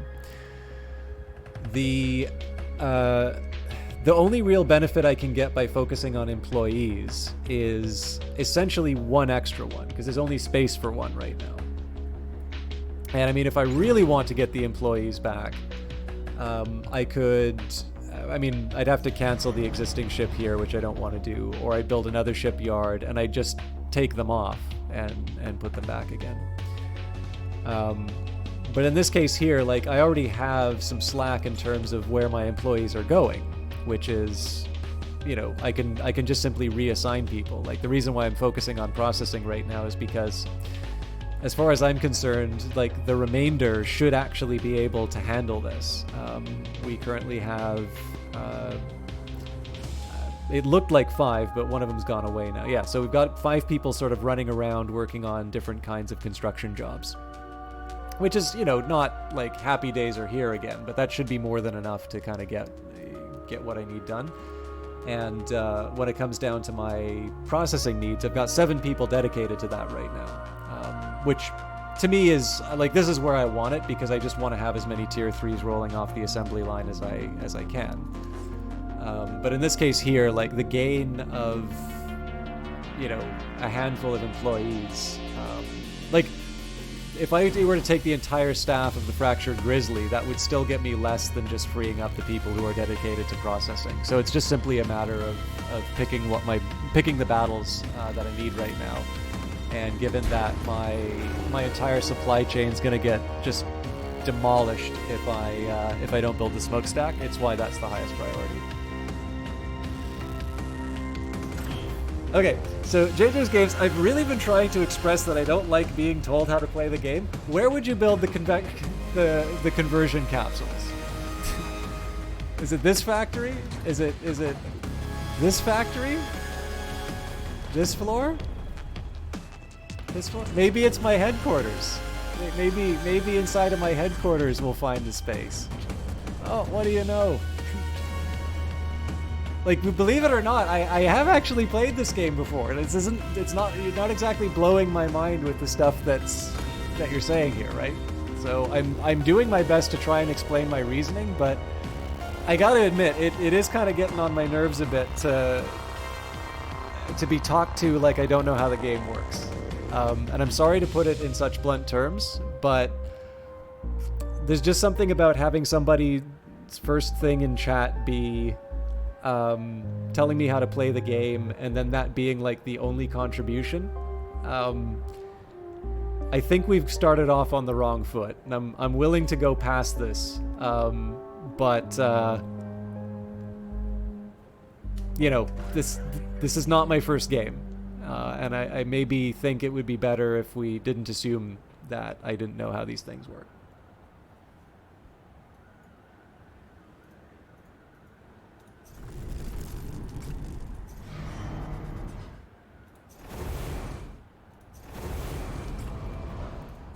So I'm heading to trucks here just because I don't want my existing workforce to be spent like taking in one individual waste per per trip. It does create a small problem here because we really do at some point need to address the fact that this is a nightmare. But for now this is just the floor nobody goes to. Actually, the only reason they go to the floor is just to throw something on the ground again. Yeah, I don't know. That got built a lot faster than I was expecting. Okay, we've already converted all of our ice. Actually, if that's true...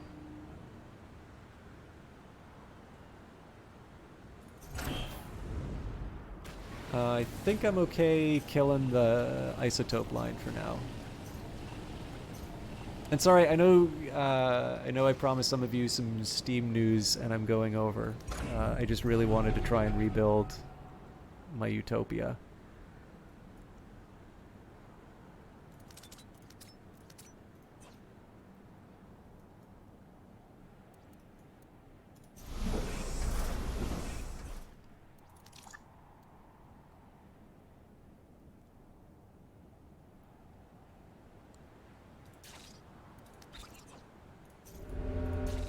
So again, that waste number always worries me. I guess the good news is that we are getting back the isotopes. And Factories on. Oh, that's right. Yeah, we're back to an energy surplus because we only need the one plant. I was overproducing energy by quite a bit. Okay, so they get a priority. We can definitely turn the shipyard back on. We're doing pretty well. Yeah, we're doing well minerals-wise, so let's at least get the groundwork for this. I'm assuming I can't save it as a blueprint because it's currently flying. We'll maybe revise the design a little bit because I don't think I need to. Maybe like a large and a medium. Okay, actually, this is a good question. How much is this thing putting out in a more representative area? That's not representative.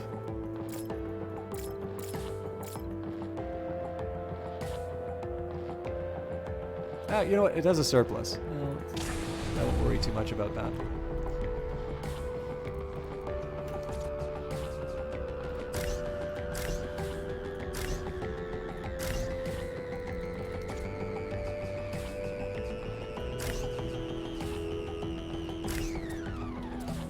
Did I really just build that with tier 1s? Tier 2s, still. No good.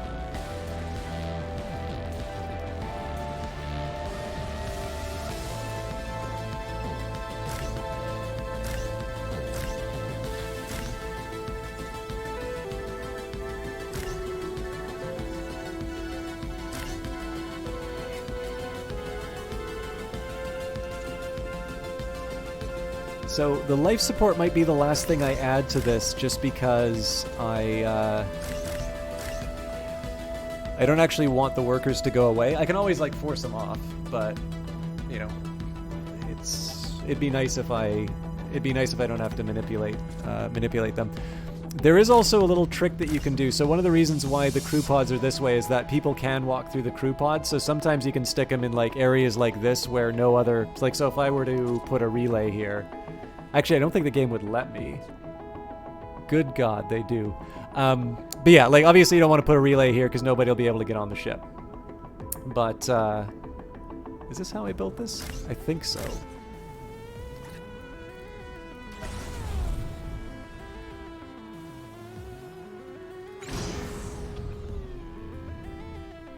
No, I put batteries here.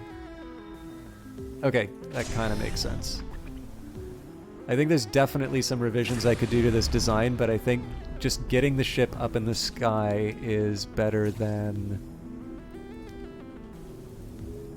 waiting for a perfect plan. Okay, and then I guess I stuck him here. Did I really?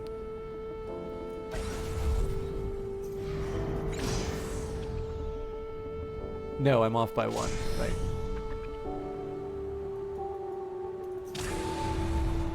It looks like that energy plant got built while I was faffing around with. I mean, this is not a priority at all, but just something I can build. Okay, so engine here, engine here.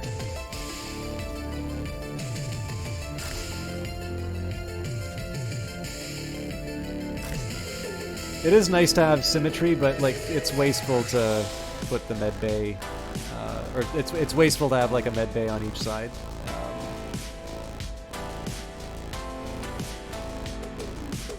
Although I guess I could do it like this.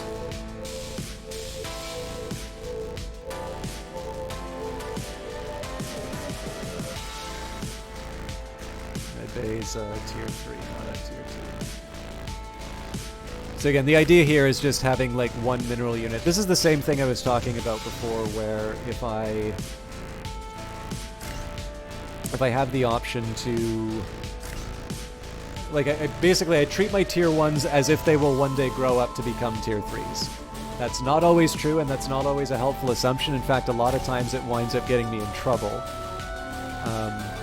But it's not a terrible way to think about resource management, at least when you're not in a crisis.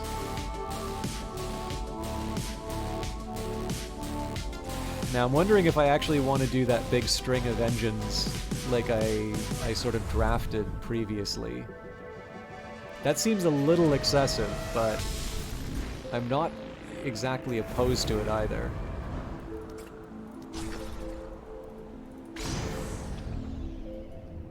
Device complete. Yeah, I mean, what else am I going to do with it, right?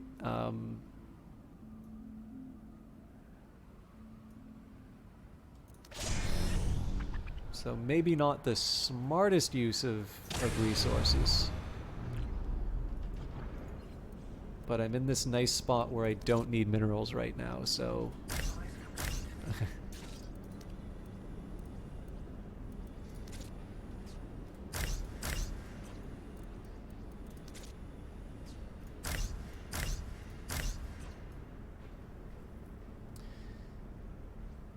Okay, I'm gonna feel bad about doing this, but I'm still gonna do it.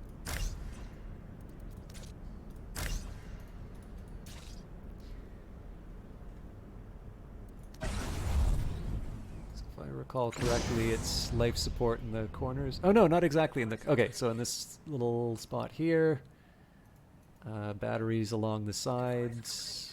There's probably room for batteries in here as well. But yeah, now I'm willing to put the life support in because we're pretty much done the ship, and I will hopefully have a blueprint that I can save. Device complete. Okay, so that's a tier 2. Device complete.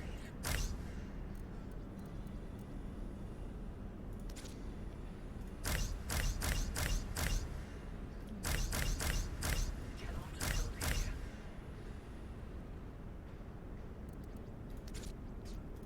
Cannot build here.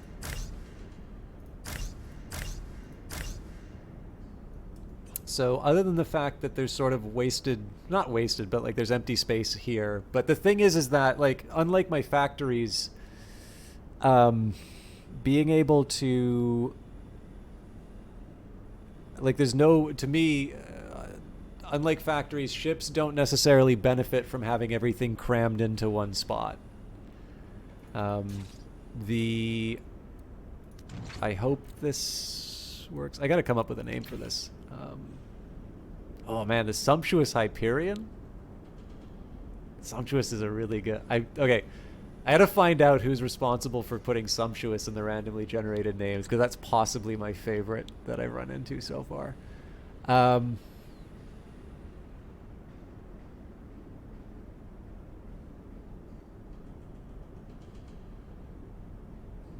Okay, I need a second to think about this. Yeah, so first thing I was going to say is the idea of Device complete.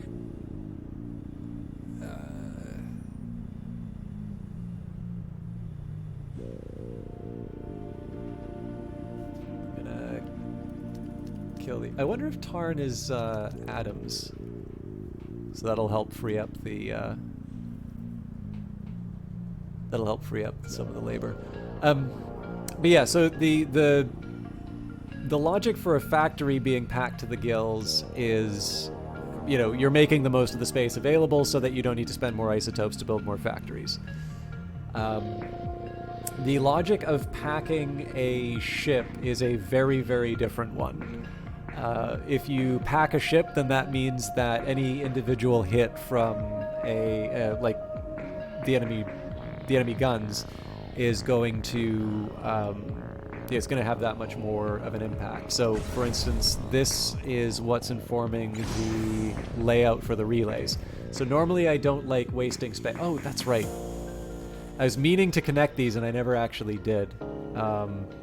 So this actually isn't as effective as I thought it was. So the original intention was to have sort of redundant paths so that these things would connect together. I think that's why I might have stuck them at the end, and then I said, "Oh wait, but that's gonna get in the way of people walking through." So I ultimately decided people walking through was the better call. But the reason why I break the rule of, like, you know, kind of wasteful space usage is that you've seen how easy it is to just completely demolish an energy grid by taking out a small relay. I mean, in fairness, if there was a PvP for this game, this ship would still be pretty easy to take out. You know, there's no shields defending critical systems. You know, I'm actually thinking if you could withstand the 4 lasers pounding on you for a bit, a couple of good shots to the life support, and you just don't have enough people able to repair them fast enough. But, you know, this isn't a PvP game, so I don't design for a PvP. I got a surplus on influence. So basically, it's just to make sure that no single shot can take out my, my existing ship. I have nothing to spend influence on. Okay.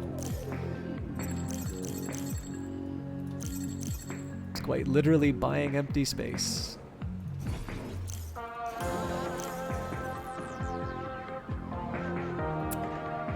But yeah, other than the fact that stuff is built, oh yeah, I was going to come up with a name for this.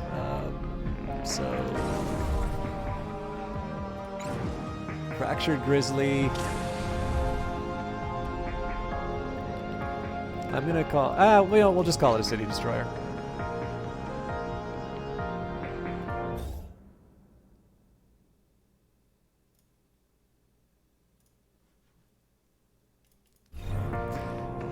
If that was a real person and you just really don't know how to introduce yourself, you can DM me and I will I will unban you. Okay, I'm totally fine letting that thing run on its own.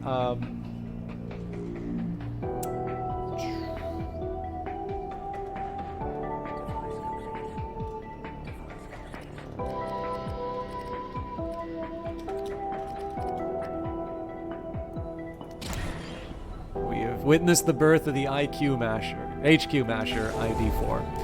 I think I'm going to say that's it for tonight, but I did promise, who else did we had? We had, I think Glum wanted to hear the fancy news, Olaf wanted to hear fancy news.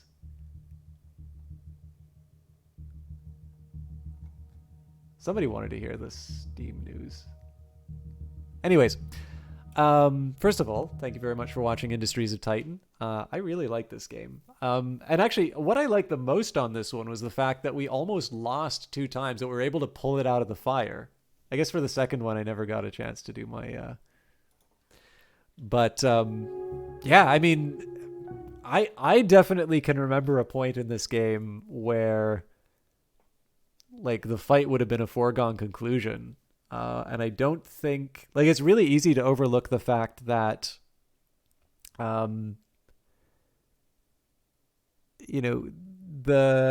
I thought I was going to lose, but then we got it in the last second kinds of stories don't come out of nowhere. Like that's some effort. That's just an indication of just how much effort and how just good these people are at making this game. So yeah, I mean, I'm, I didn't get what I wanted to do done during this. But I am really stoked about it anyway, because that was a lot of fun, and I wasn't expecting it to turn out this way. So let me bring up my Steam. Okay, so this page looks a little different than... Yeah, no worries, Olaf.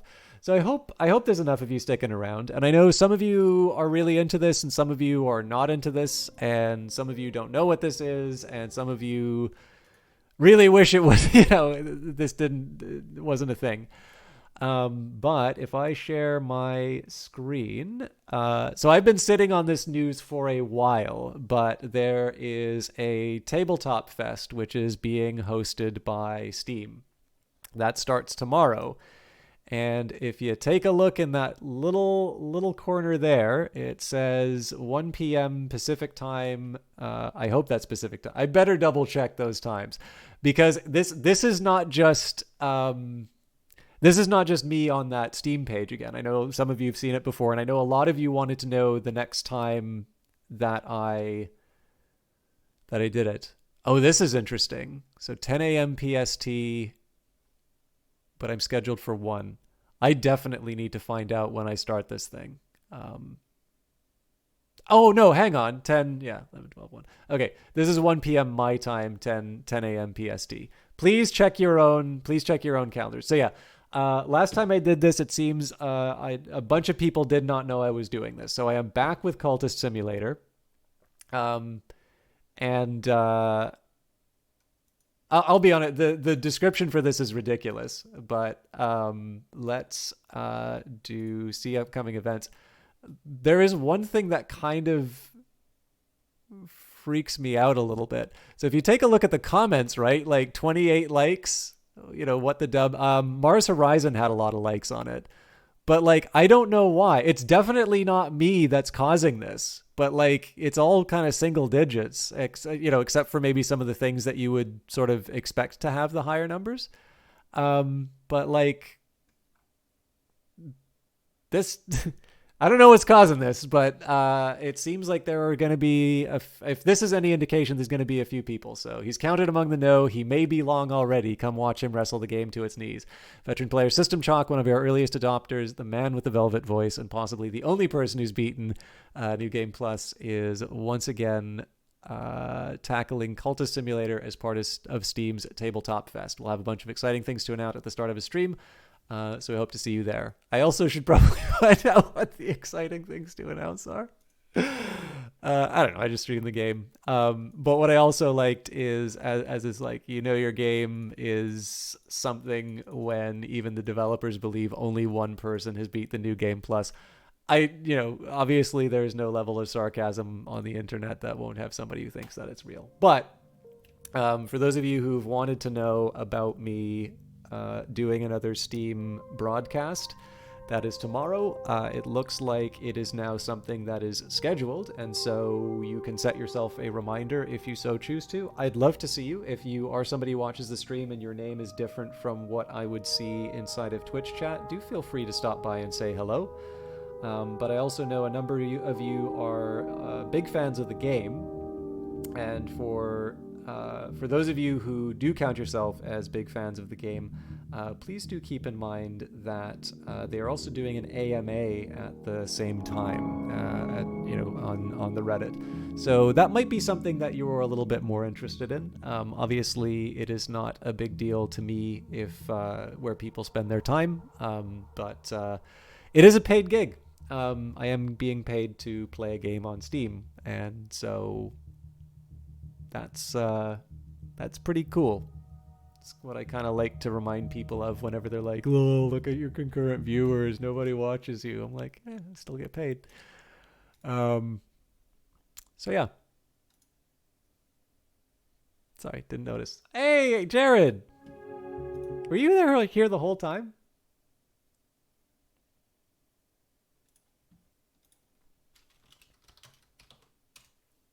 For those of you who do not know Jared J, I'm actually just wrapping up if you are just arriving here, but just got on the computer at home. I am so sorry. I'm actually leaving you for the evening because I'm almost an hour over, and I actually promised myself to go to bed because I've been getting a little sick, and the last thing I want to do is sound like Leonard Cohen when I start streaming tomorrow.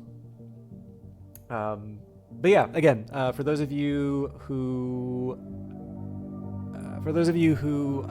do want to see that, I'm going to be, again, taking part in the Tabletop Fest, pretty much the first batch of streams that are on the schedule. I'll try maybe starting a little bit early to, make sure everything's working. But more importantly, related to Industries of Titan, thank you very much to Brace Yourself Games for the key and the promotional purposes. For those of you who do not know Jared J, I actually got to know Jared through streaming Industries of Titan and Phantom Brigade. He was a community manager for them, intern community manager, trainee community manager. I'm not sure the right terminology for it. But Jared does a wonderful stream in his own right.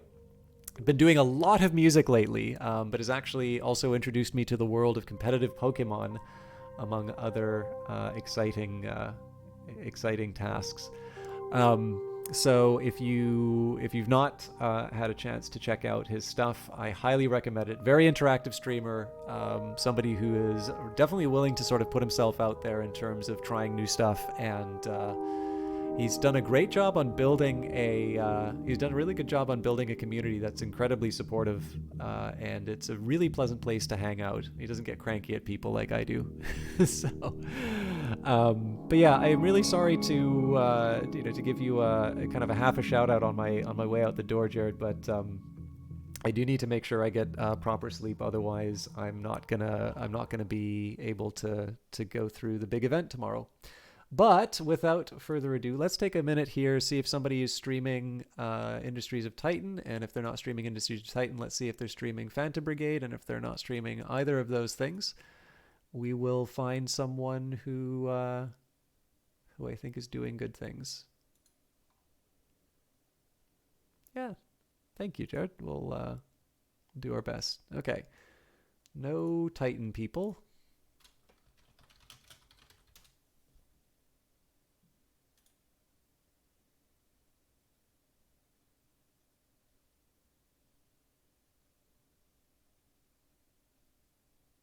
Okay. So we got a couple people. I'll let you know about a couple people who are online who you might want to check out. So Intelligame has just recently decided to do broadcasting and blogging full time. Night Valian was in chat a little bit earlier. He's currently playing Unsighted. Intelligame's playing another Vancouver developed game, Inscription, just recently released through Devolver Digital. But the person we're hosting tonight is the Misty Dragon. I think we've hosted them before. But they are currently doing Phantom Brigade, which did get a new update. But like I said, I wanted to make sure I did a little more time with Industries of Titan, particularly because again I am going to be in Vancouver next week. I'm basically going to have been in Vancouver for a few hours around the time that I normally start broadcasting. So unless there is a remarkable change of circumstance, I don't think there's any chance for me streaming. That's also going to be true for this coming Friday is going to be fine, but next week's Friday broadcast is also off because I'll be in Vancouver until Saturday night. Although that's Saturday night Vancouver time, so you figure out the time conversion. Anyways, I'm really looking forward to it. I am going to see a bunch of people I haven't seen in ages. I'm also going to see a bunch of people I've never actually met before. And I think it's going to be a trip I could really use. So I thank you for all sticking around for a longer outro. I will do my best to get the Steam stream news out in a timely fashion. But if you know somebody who'd be interested in that, who wasn't around for the end, let them know. And for the rest of it, please treat the Misty Dragon well. Enjoy Phantom Brigade, and I will see some of you Friday. I will see some of you Monday for more Stellaris. And for the rest of you, I will see you in November when I come back to my regular scheduled program. Have a great evening.